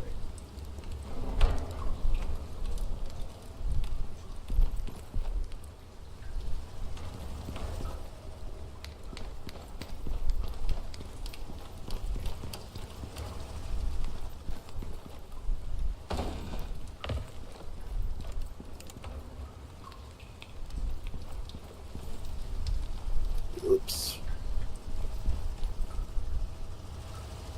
Okay, and I'm off to the Rotten Vale. You get a Capture some tarantulas. sickle charging on that one too. So that sickle's going in that box.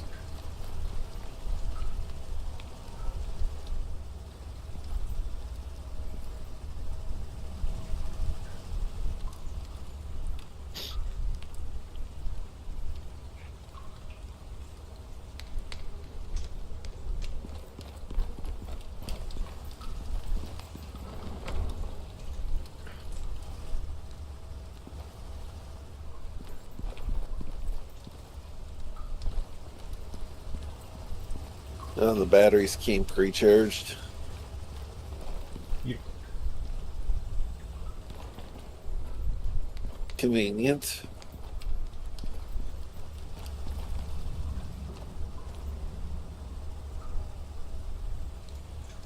I suppose we could have brought the wind turbines down here too. Well, you could probably make some.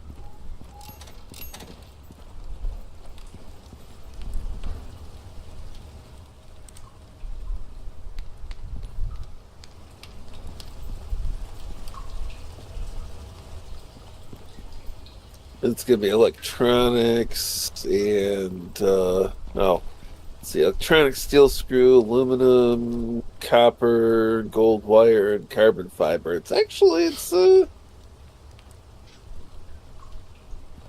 pretty pretty intense for that one.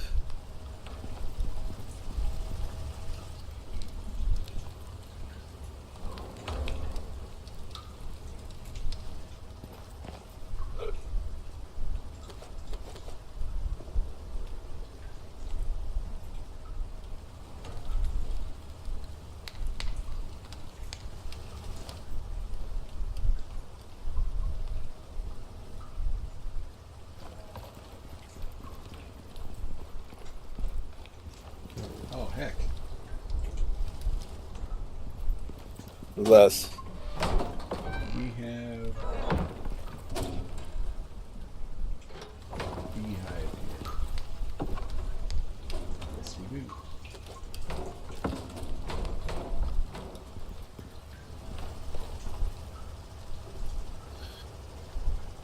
I mean, there's a never-ending supply of bees in that cave. We don't have any refined wood though.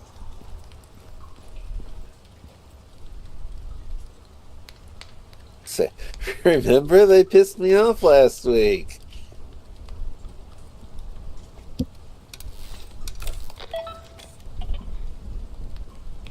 Oh, hell no.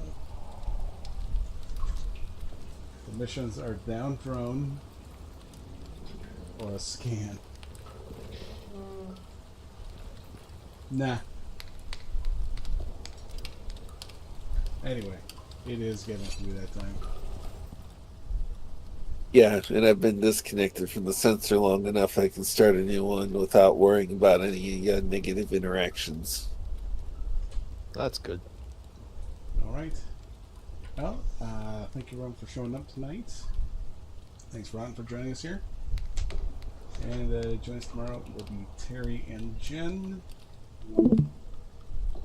And, yeah. Have a good night, everyone. The zoo is closed. Later, folks. I try to bring up some interesting topics occasionally. I clicked the wrong thing. Bye, all.